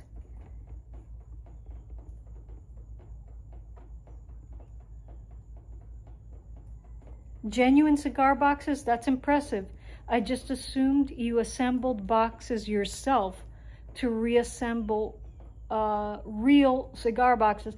No, the people who do that are in the chat, who famously make their own quote-unquote cigar boxes.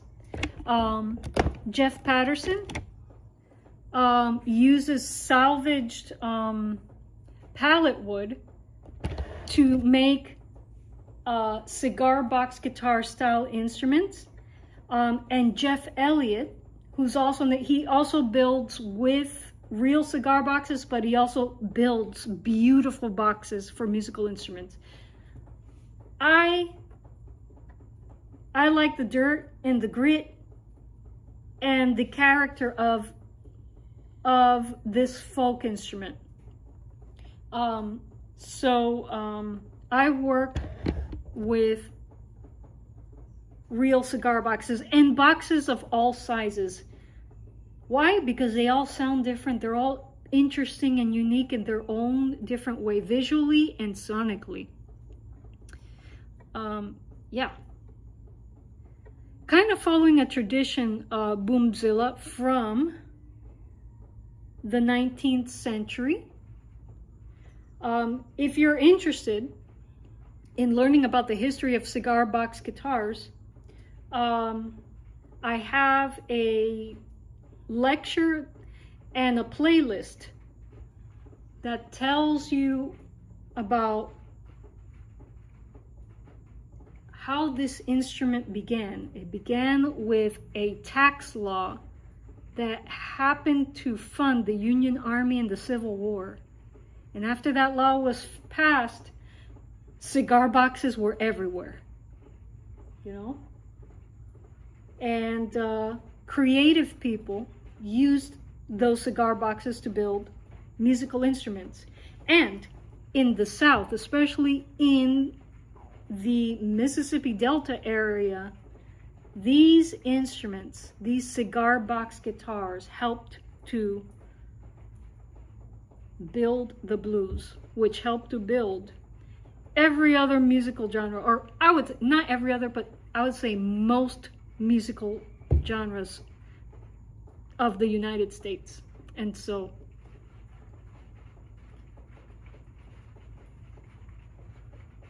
yeah, check out that playlist. Building cigar box guitars is a forgotten American tradition. And by the way, I think I mentioned this, but in case I really didn't, I will be putting out a detailed tutorial on how to build these simple rustic instruments with real cigar boxes. This is the simplest way to build them. At least I think my method is the simplest way of building them. I will be putting out that videos hopefully very soon. There's so much footage, but you know, try your hand at it. Try your hand at it. Let me tell you something, Boomzilla. Once you build one, you're not going to be able to stop. It is an addictive hobby. I ain't gonna lie. So let me set this guy aside, and then we'll work on patching up the gilding on this experimental box, which we're going to laser engrave. Not today, because we have to, I mean, of course, we have to let it dry overnight, and then we have to seal it, and then we can take the laser engraver to this thing. But let's set this guy aside.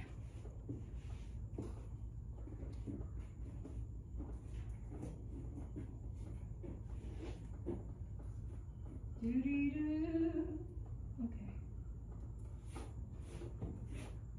Set this guy laying down right here. Okay.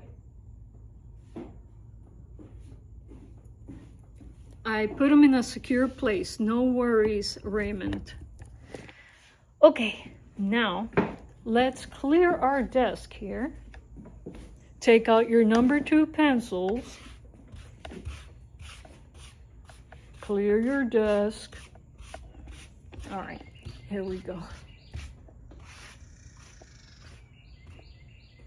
Did you hear that sound? Right outside my workshop.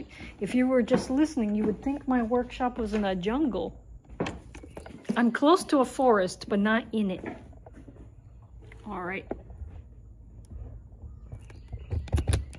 Boomzilla says, using real cigar boxes is more charming due to the uniqueness of each box. Definitely agree.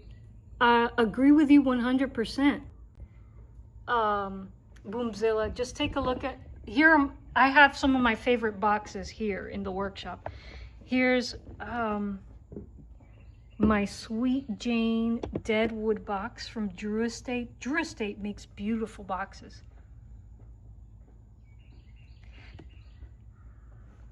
And Brick House.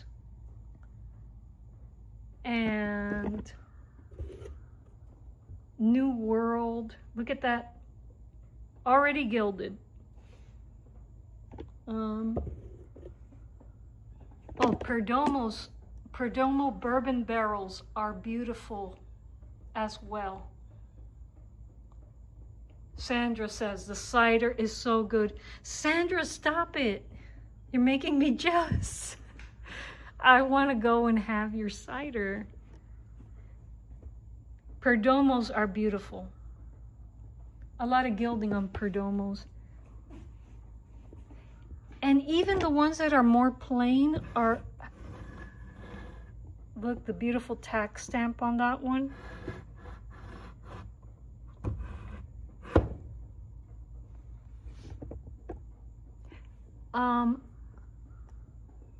The Padrones are pretty plain, which is why I chose the Padrone for engraving.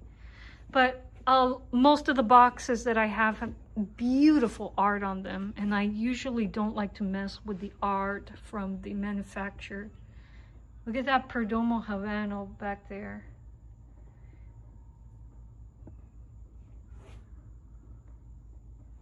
I have a lot of work to do to fix that Hemingway. But, oh, and I love working with leather rose boxes. That's the sister of the Sweet Jane box. So yeah, I really like working with real cigar boxes because they're already preloaded with beautiful art.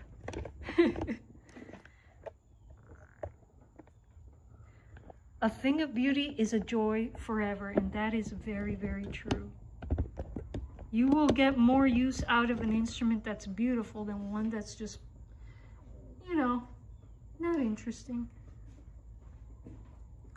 But anyway,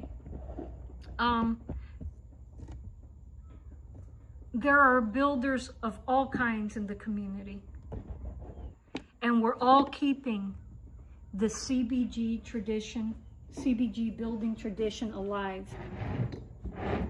The CBG tradition, or the people in the community, we're just a bunch of independent artists that are making our own tools for making music. Thank you, Boomza. My collection is pretty big. These guys in town have been so, again, so very generous in donating these boxes to me. A lot of people do resell the cigar boxes because of their art. There are a lot of cigar box collectors, and so they're being so extraordinary with me in letting me have, you know, a lot of their empty boxes. They're amazing. All right, so let's finish the gilding of this box with our scrap metal, and then we'll call it a day because we have to leave this drying overnight before we can seal this guy and then work and then attempt to engrave an image onto it. All right, so here we go. Okay, not this brush. This is the sealer brush. I need a new, oh, okay. I need a new adhesive palette. Or maybe I'll just use the box. I think I was too conservative with my application of the metal leaf, which is why we have holes in the gilding here. Grr. So I'll just be a little less conservative with the metal adhesive. And then just spread it out. Doesn't matter if things overlap.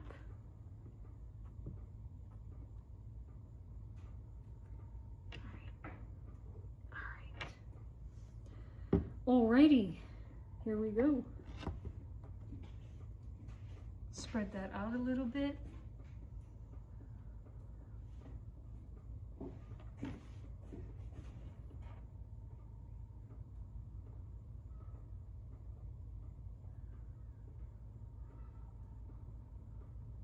I hear the neighbor's chickens.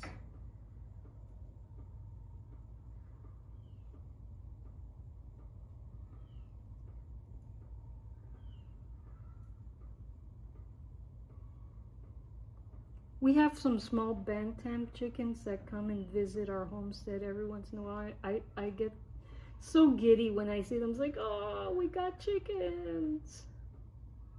I myself don't want the trouble of keeping my own chickens. Up here in North Florida, it's very difficult. There's so many predators. And the type of chickens you would have to keep, I learned this from a local. I'm originally from Miami. That the type of chickens that you have to keep up here kill cats. They're very aggressive chickens. They're built to protect. And so I love my kitties. I don't want to endanger them.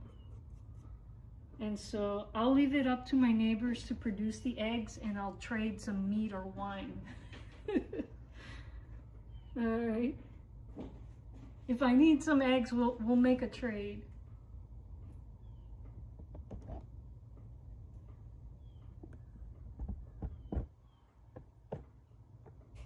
By the way, Boomzilla, let me introduce you to V-Box Jeff. He is a master builder. He's one of the guys I'm going to refer you to if you shoot me the email wanting referrals. But hey, you could get to know him right here in my chat. Jeff, meet Boomzilla. Boomzilla, meet Jeff. Master builder of cigar box guitars.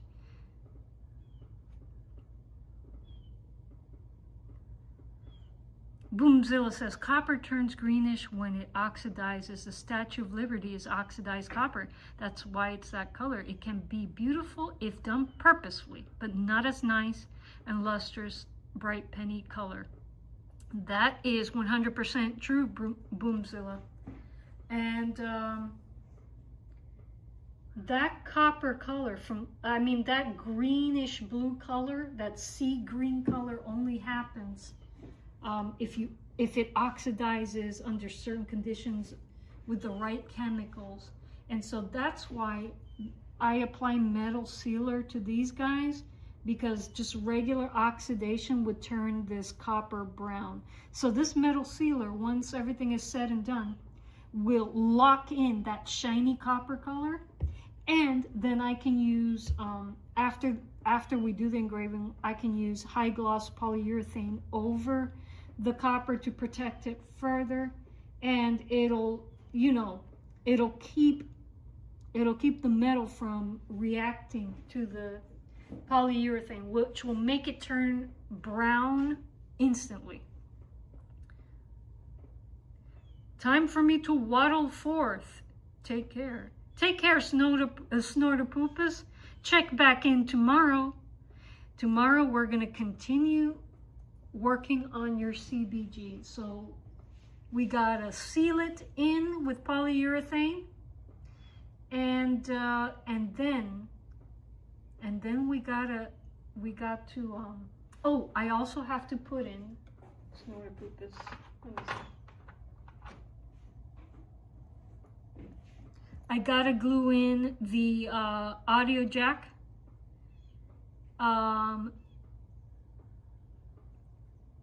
While the polyurethane is drying, we'll have time to put together the piezo pickup. So that's what we're gonna do in the workshop tomorrow. You know, apply the polyurethane and glue in this this audio jack, and while that's drying, we can put together our piezo pickup. I'm going to be working with 35mm piezo pickups because I got them at a really good price on Amazon a while back. 27mm, 35mm, doesn't really matter. What's more important is piezo placement. That's what has the real impact on your tone. All right, so we're just waiting for this white adhesive to turn transparent, because once it becomes transparent, folks, we can apply our metal leaf. Alrighty. I guess while it's doing that, I can have the swamp, oh no, can't turn on the swamp cooler. We don't want the metal leaf to fly around. Boomzilla is asking Jeff, do you build cigar box bases? Tell him all about your work, Jeff. Tell him all about your work. By the way, folks, and folks catching the replay, VBox Jeff, or Jeff, Jeff, do you have your full name on your, I'm not going to say your full name in case you don't have it. VBox Jeff has a YouTube channel. Go check out his YouTube channel, check out his work, like, share, subscribe, all that good stuff. You know, help all of us CBG builders get a travel fund together. Help us make progress on YouTube so we could have a travel fund and meet in festivals and such. All right. Okay, while it's doing that, I guess I could take you guys out to check on my pears. How about that? Let's do it. All right. Chocho, we're gonna take a tour. You wanna come? You wanna take a tour with us, Poop? No, he's tired. He's super tired. He's been working on cat things all day, so he's super tired. Yeah. All right. I'll leave him guarding the workshop then. And let me take you guys on a beautiful walk. It really is nice out here right now. Oh, the rain has lowered the temperature dramatically. This makes me happy. Ooh, I got a bunch of orange butterflies here in the front. Let me see if I can get up close to one. Get up close to one. We have this carpet of black and white flowers here on the floor. Oh, there it is.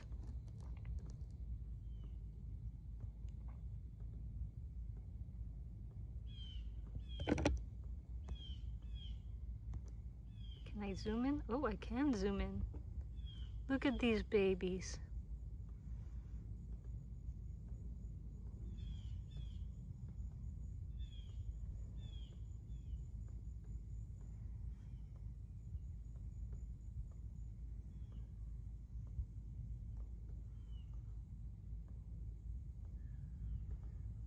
Oh, I gotta find him again. He has a brother hanging out.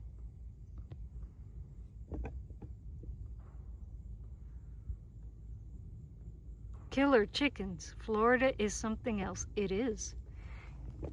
It is. We got velociraptor chickens that are dangerous to cats. And so, as much as I would love to keep my own chickens to have eggs, I'll leave it up to my neighbors because I love kitties more than I love having my own eggs. And plenty of people keep chickens out here, so if ever there is a crisis, you know, I can trade for stuff. Me and my mom both make wine, fruit wines. I like to make mead also. I also make other types of ferment. And we can trade for eggs. All right.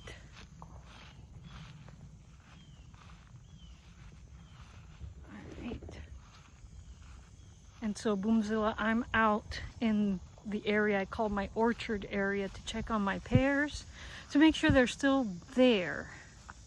I need to check every day, and once they ripen, I need to pick them, else the deer will eat my pears and then I won't be able to make perry, which is a pear mead or pear wine made with honey. That is the plan. I'm trying to get a few ferments together for the holidays. All right. They're still there. Yay. They are still there. They're nowhere near, they're still very woody. Nowhere near ripe yet. All right. Positive Pokes has reminded me to check on them every day. We have a ton of sumac here with sumac berries. I probably will be harvesting some. Acts as a perennial up here in North Florida. I do have a sugarcane juicer, but these guys can't be harvested until November. Because if I harvest any now, we'll have a wasp problem, yellow jacket problem. So not good. Can't harvest them now. Anyways, we checked on the pears. I got a persimmon back there, a ton of sumac. That sumac is wild, but very useful. And let's head back to the workshop.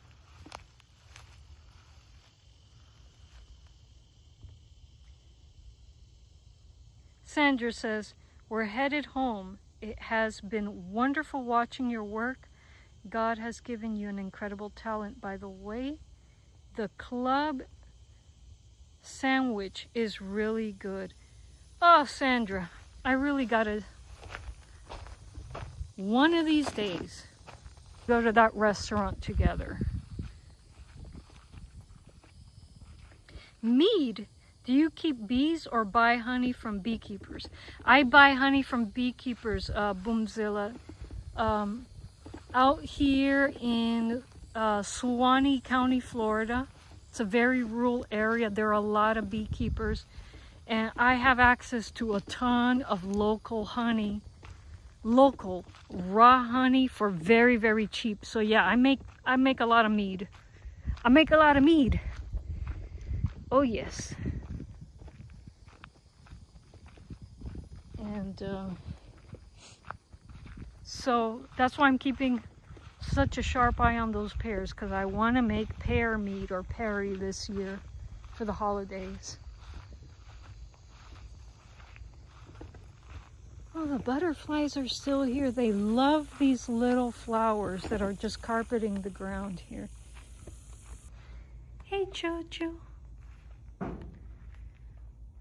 Hey. How are you? Okay. All right. Okay. Oh, the adhesive isn't transparent yet. Okay. What I'm gonna do is secure. Let me doubly secure that copper foil so it doesn't fly around, and we're going to turn on the swamp cooler because I think that will expedite our glue drying here.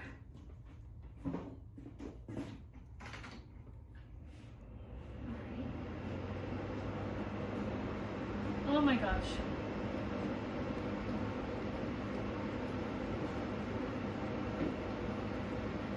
Okay.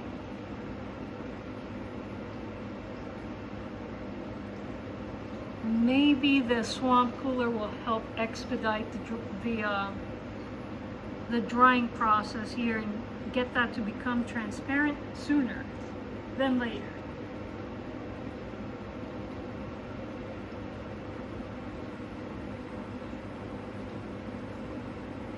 Thank you, Boomzilla. Yeah, and I especially enjoy it after rain because it drops the temperature down significantly. By the way, Boomzilla, V-Box Jeff, he's in the Midwest and he makes wine, like legit grape wine. He has access to fruits from local vineyards. Awesome, awesome guy. Jeff, do you feature any of your winemaking on your channel?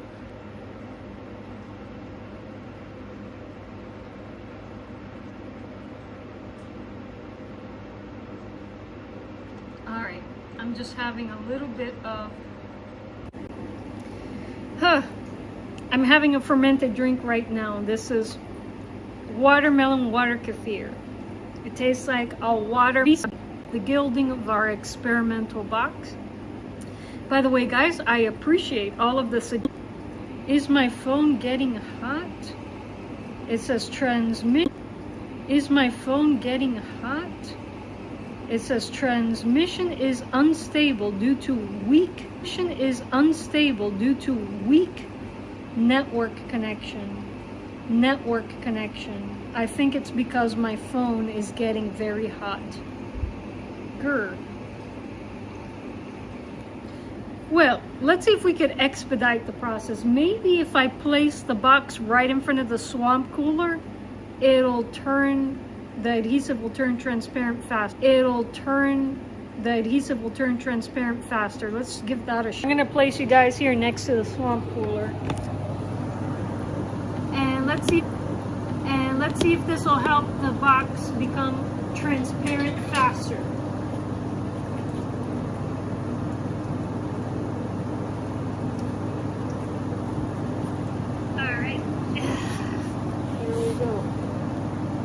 This is what we're drying off, folks. Get you guys another perspective.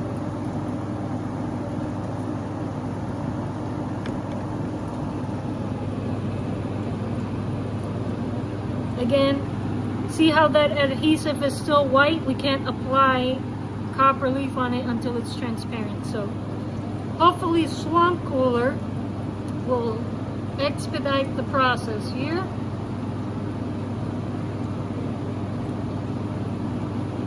Alright.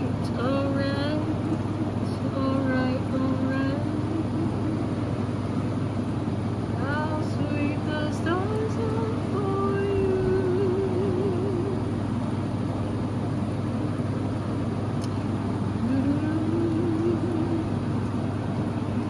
Yeah, Boomzilla, yeah.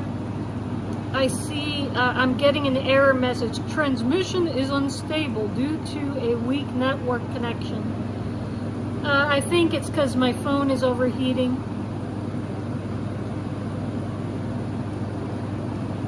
Let's see, I'm hoping it'll stabilize soon. I'm hoping it will stabilize soon.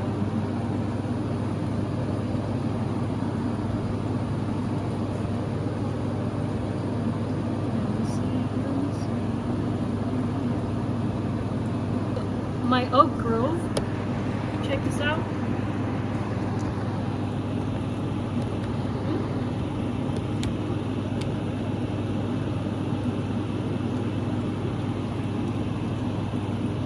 It's so great to have that right outside the garage door. If it weren't so dang hot, I would enjoy the outdoors a little bit more.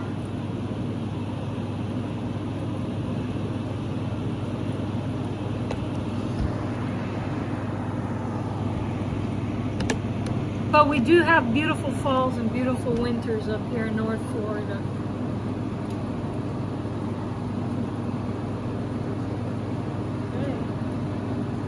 Okay. It is expediting the process a bit. So we're going to keep at it until it's fully transparent.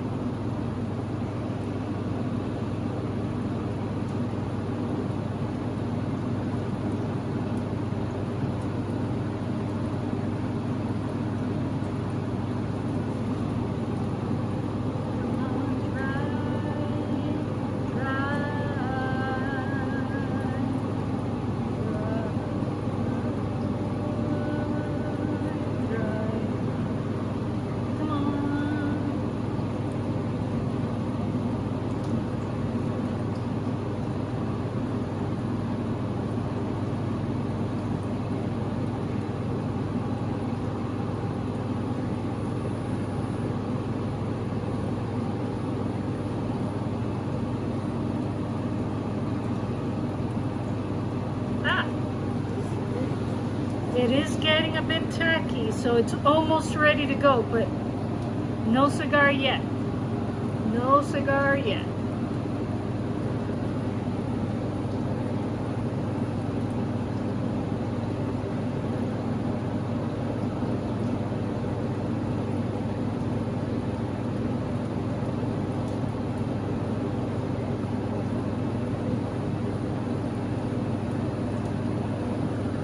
Boomzilla says, so green, so lovely.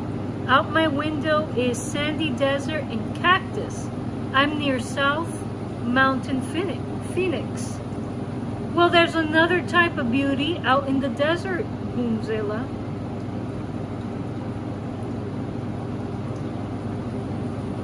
Nature has different genres of beauty.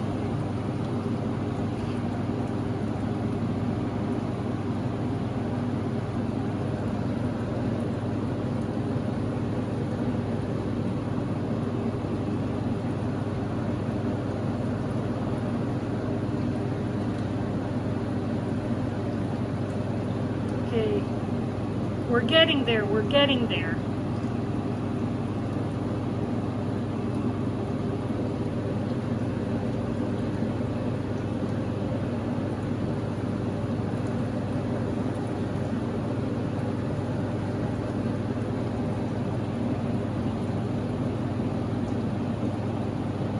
After a rain, the desert is very beautiful. The cactus flowers bloom. Oh, I can imagine, Boomzilla. What kind of cacti do you have over there in Arizona? You envy the green, though.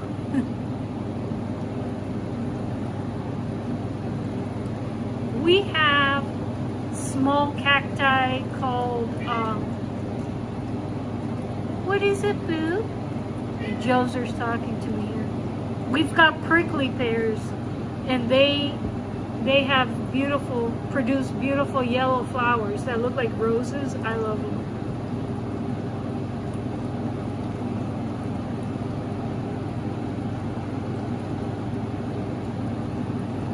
In fact, I may be able to take you to one. Let me see if I could find one that's flowering. I'll leave this guy up here to continue.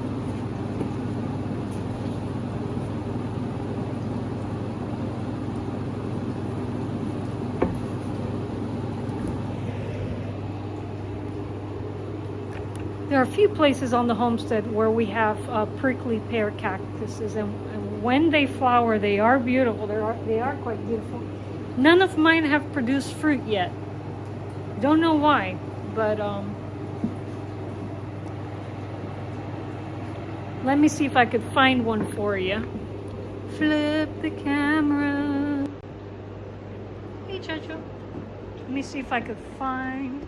I know there's one along the fence under the oak there. Let's see if we could find a prickly pear cactus.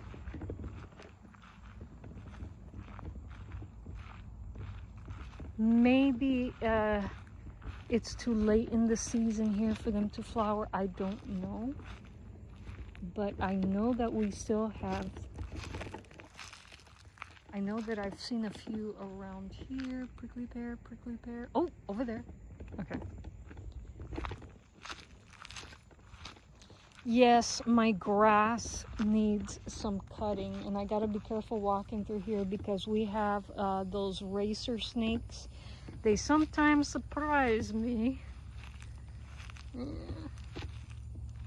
So I'm gonna keep my eyes open. Okay. No snakes here. I'm out here with the wrong type of shoes too. That's okay. Here's our prickly pear, or one of our prickly pear cactuses.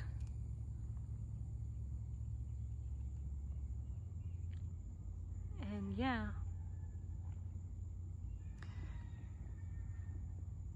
From what I understand, they're used in Mexican food, but I've never tried preparing them.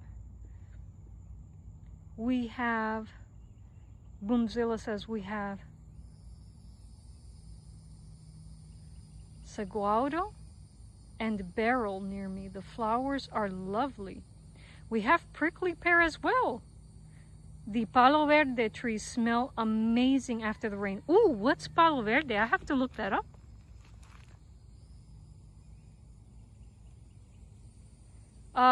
Yes, Raymond, I can give you the name of the other author.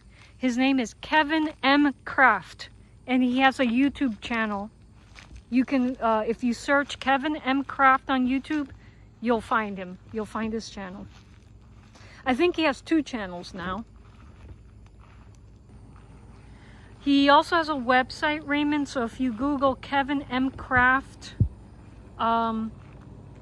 you'll find his website, and although I think his email address might be linked to his YouTube channel as well.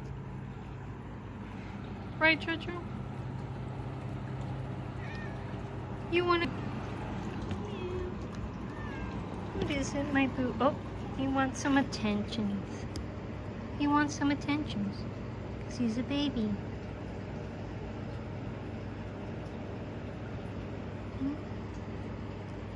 Ish. You could stay there, Jojo. Relax, my boo. Boomzilla says, we have snakes here in Phoenix as well. Yikes. Yeah. Yep. You guys also have some mean rattlesnakes too, right?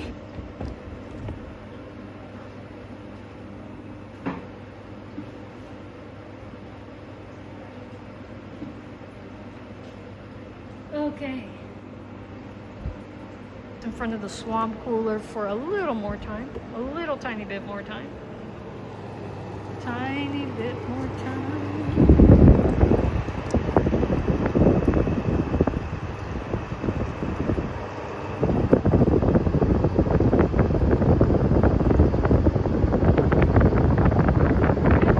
Around here. I gotta look that up. Palo verde. I love it. And they're fragrant. I can't wait to learn about them.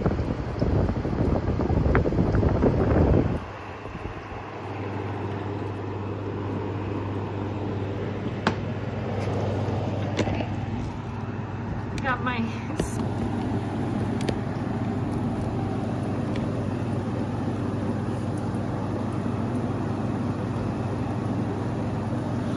And so what's done with the Palo Verde, Boomzilla? Is it burnt like incense to release the fragrance, or are their flowers fragrant?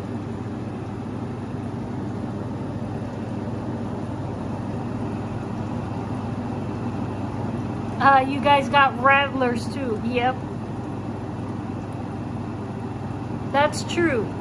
They do warn you before they bite.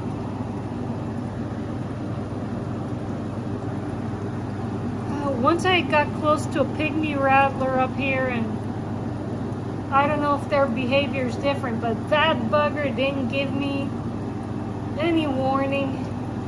I was very lucky. But I've been good about feeding the possums because they help to keep the snakes away. Cats too, but possums even more. I didn't know this, but I found out recently that possums are immune to rattlesnake venom, to snake venom period, because they hunt snakes. So possums are important to have around here.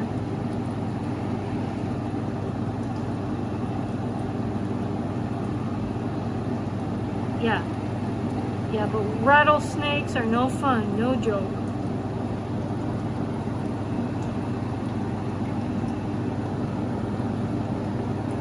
We're almost ready, folks. We're almost ready to apply that foil.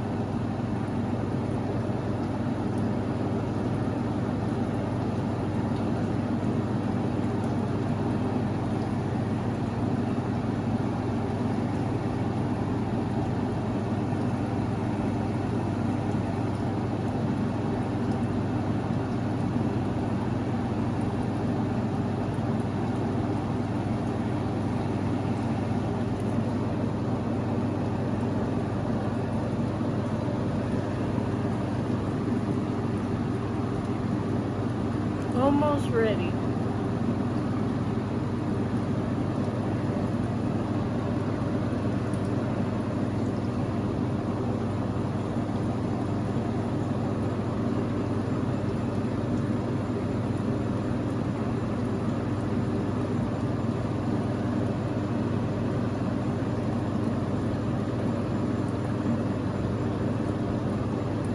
It's very important with the scrap foil that we're using that the adhesive has just the right amount of tackiness, because otherwise we'll be refoiling this again tomorrow.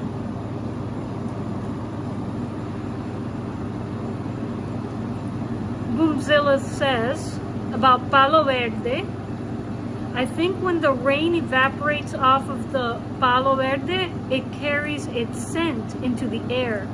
It's a very sweet smell. That's amazing, Boomzilla. I wonder if they'll grow here in Florida.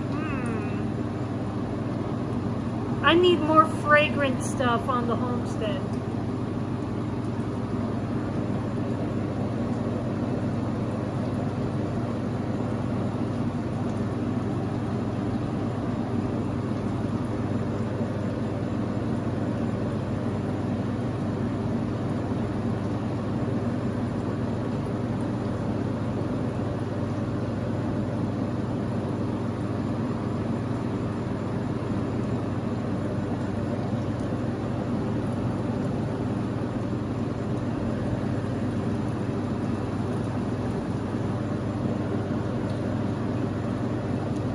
Ready.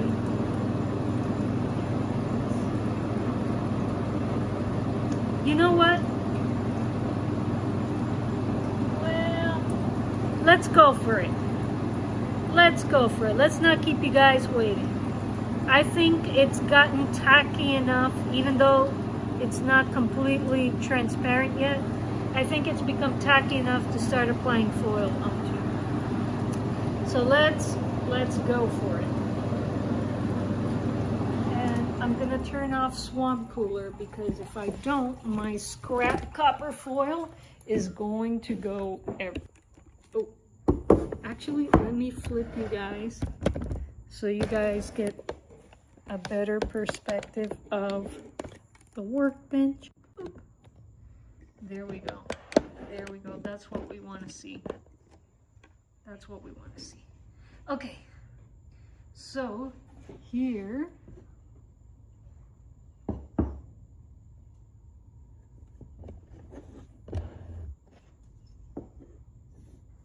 Here's the scrap foil that we saved from King Dolphin's project, and we're going to carefully apply it to our experimental box. Now, those of you joining us now or joining us on the replay, what the experiment isn't the gilding. The experiment is the applying the laser engraving the gilding. That's the experiment. Archer Colin, Sir Colin of Glastonbury has joined us in the chat. Welcome, Colin. It's cooler now, Colin. If you would have asked me that question, you know, about 30 minutes ago, no, it was boiling hot. Boiling hot. It rained a little and it brought the temperature down. Thank goodness. So let's finish up this gilding here. Ooh, Boomzilla says, if you have prickly pear growing, I bet a palo verde would grow as well. OMG, Boomzilla, if I can find a plant somewhere, if I can buy one online, I surely will. That sounds like an amazing tree to have in your garden. Oh my gosh. All right, okay, here we go. Here we go. Let's start with the bigger gaps. Okay, we're gonna leave that there because it wants to be there. Using as much of this scrap metal, careful as possible. Waste not, want not.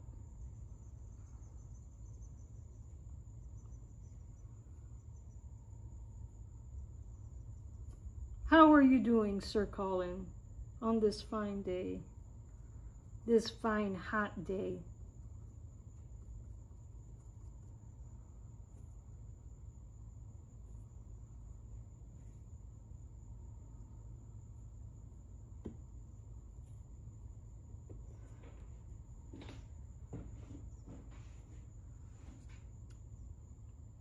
I can't wait to see the laser engraving process. Fascinating. Absolutely. Absolutely. I look forward to this experiment. But if you want to see other engravings, you know, check out my other videos. I got some laser engraving videos for you all ready to go. But this experiment, I've never tried this before. Very exciting. Once this is all sealed and cured, we're gonna try to laser engrave this and see what the copper gilding looks like after a laser engraver has passed over it. Hope Psyche remembers to set it on stun. I can't make any promises, Colin.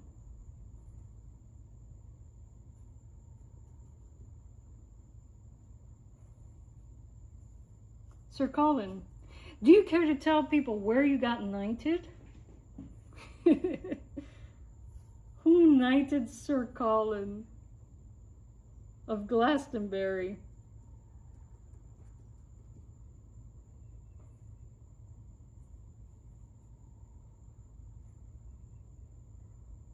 By the way, folks, Sir Colin is also a crafter of sorts. He is an expert in medieval archery, and I do believe he has built his own, crafted his own arrows.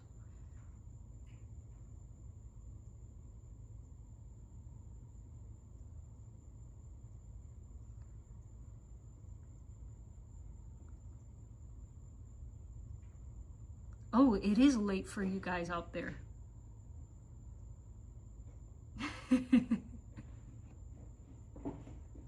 Well, we're keeping our fingers crossed. Maybe it will be beautiful, but not in the way I intend it. Not in the way we intend it. We will find out. A lot of people are waiting on the results of this experiment to see if it's something that they'd want to try with their own engraver.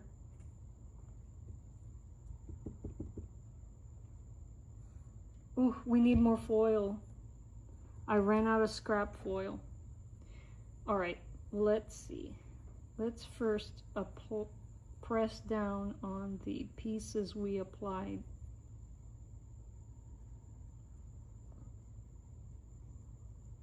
Let's press down on the pieces we put down. Oh, wait, loose piece. I can grab that there.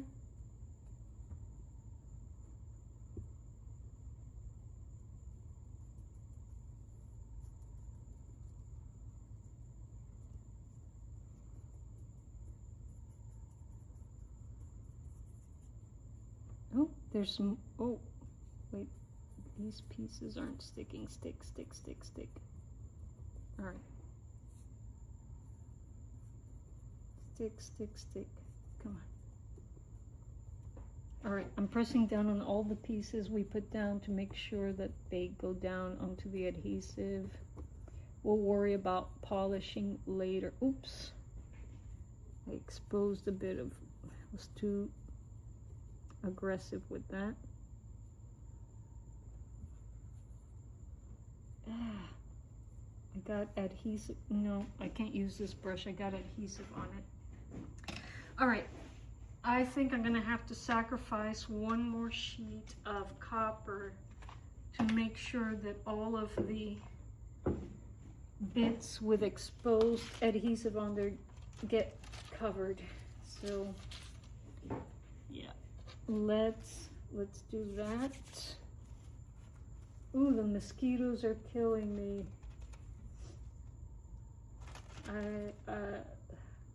Usually I light the fire pit outside of the workshop, right outside the workshop, and put an oak log in there, and that keeps the mosquitoes out. But I just want to get this done.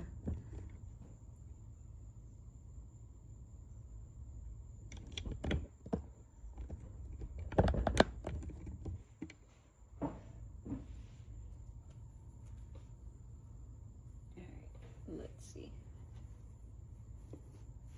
All right. Let's get a new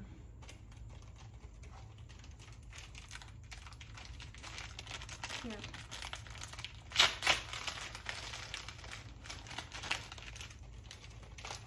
Gonna have to get a new brush going here.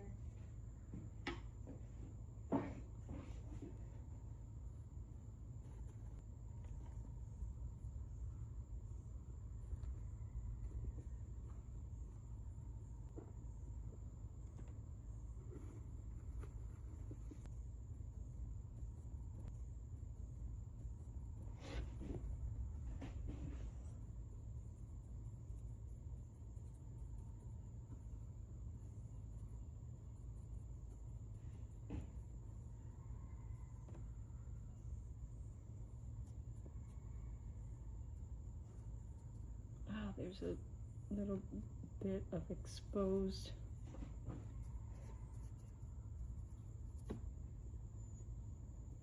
Okay, we need some there. Come on. There. Come on.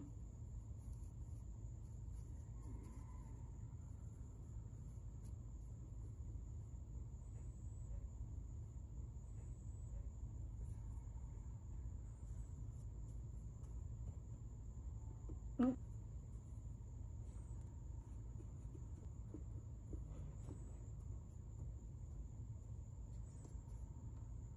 And there are holes here that I need to patch up.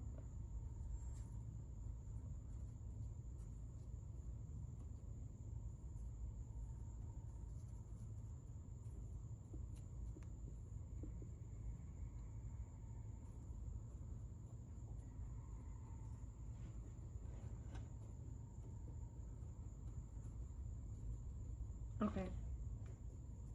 And there's a little tiny hole here that I want to get. I'm going to apply very little adhesive so that it dries quickly.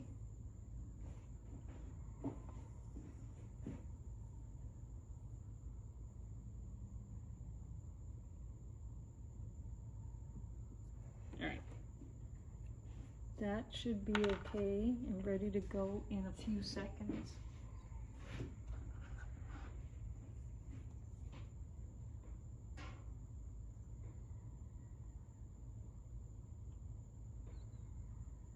Whistling arrow, Sir Colin. I'm not familiar with that. The Arizona Renaissance Fair has many handcrafted weapons available, many artisan items. In fact, I've never heard of a whistling arrow myself, Colin. Please do tell us what that is. And why would you need a whistling arrow in combat?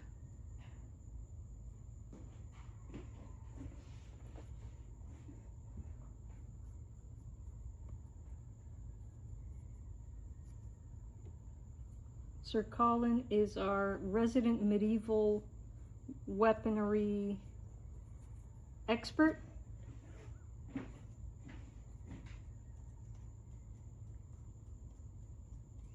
He helps us in our fantasy and medieval movie reviews over on my husband's channel, The Wayfair Project, in the Earworms live streams. On Wednesdays, we're talking Robin of Sherwood. On Mondays, we're talking about Tolkien's Silmarillion.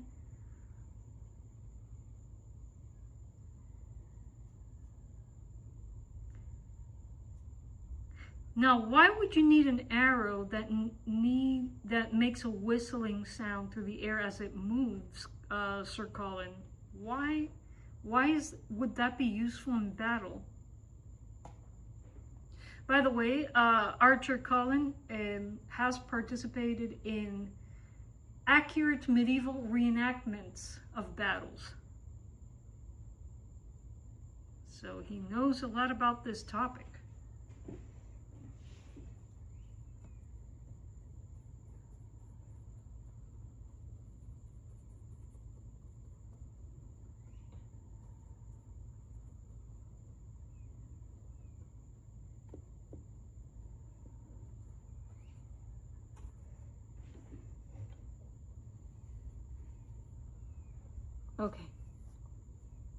Okay, I got the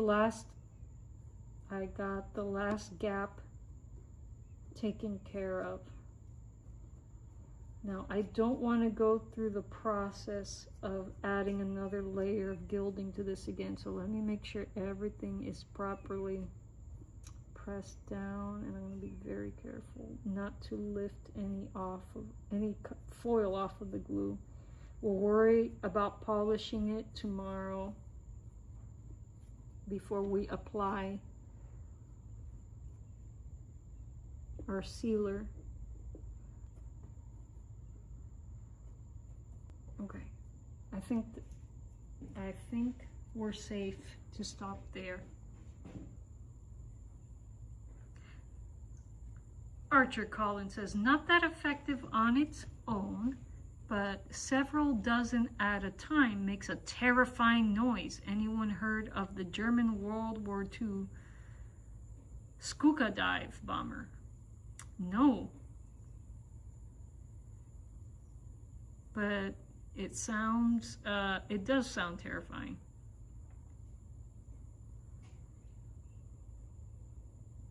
If I don't have a picture of a whistler, I'll take one of my arrow and send it. That would be interesting to see, Colin. Yes, thank you. We'd love to see it on Earworms. I don't have a way to share it on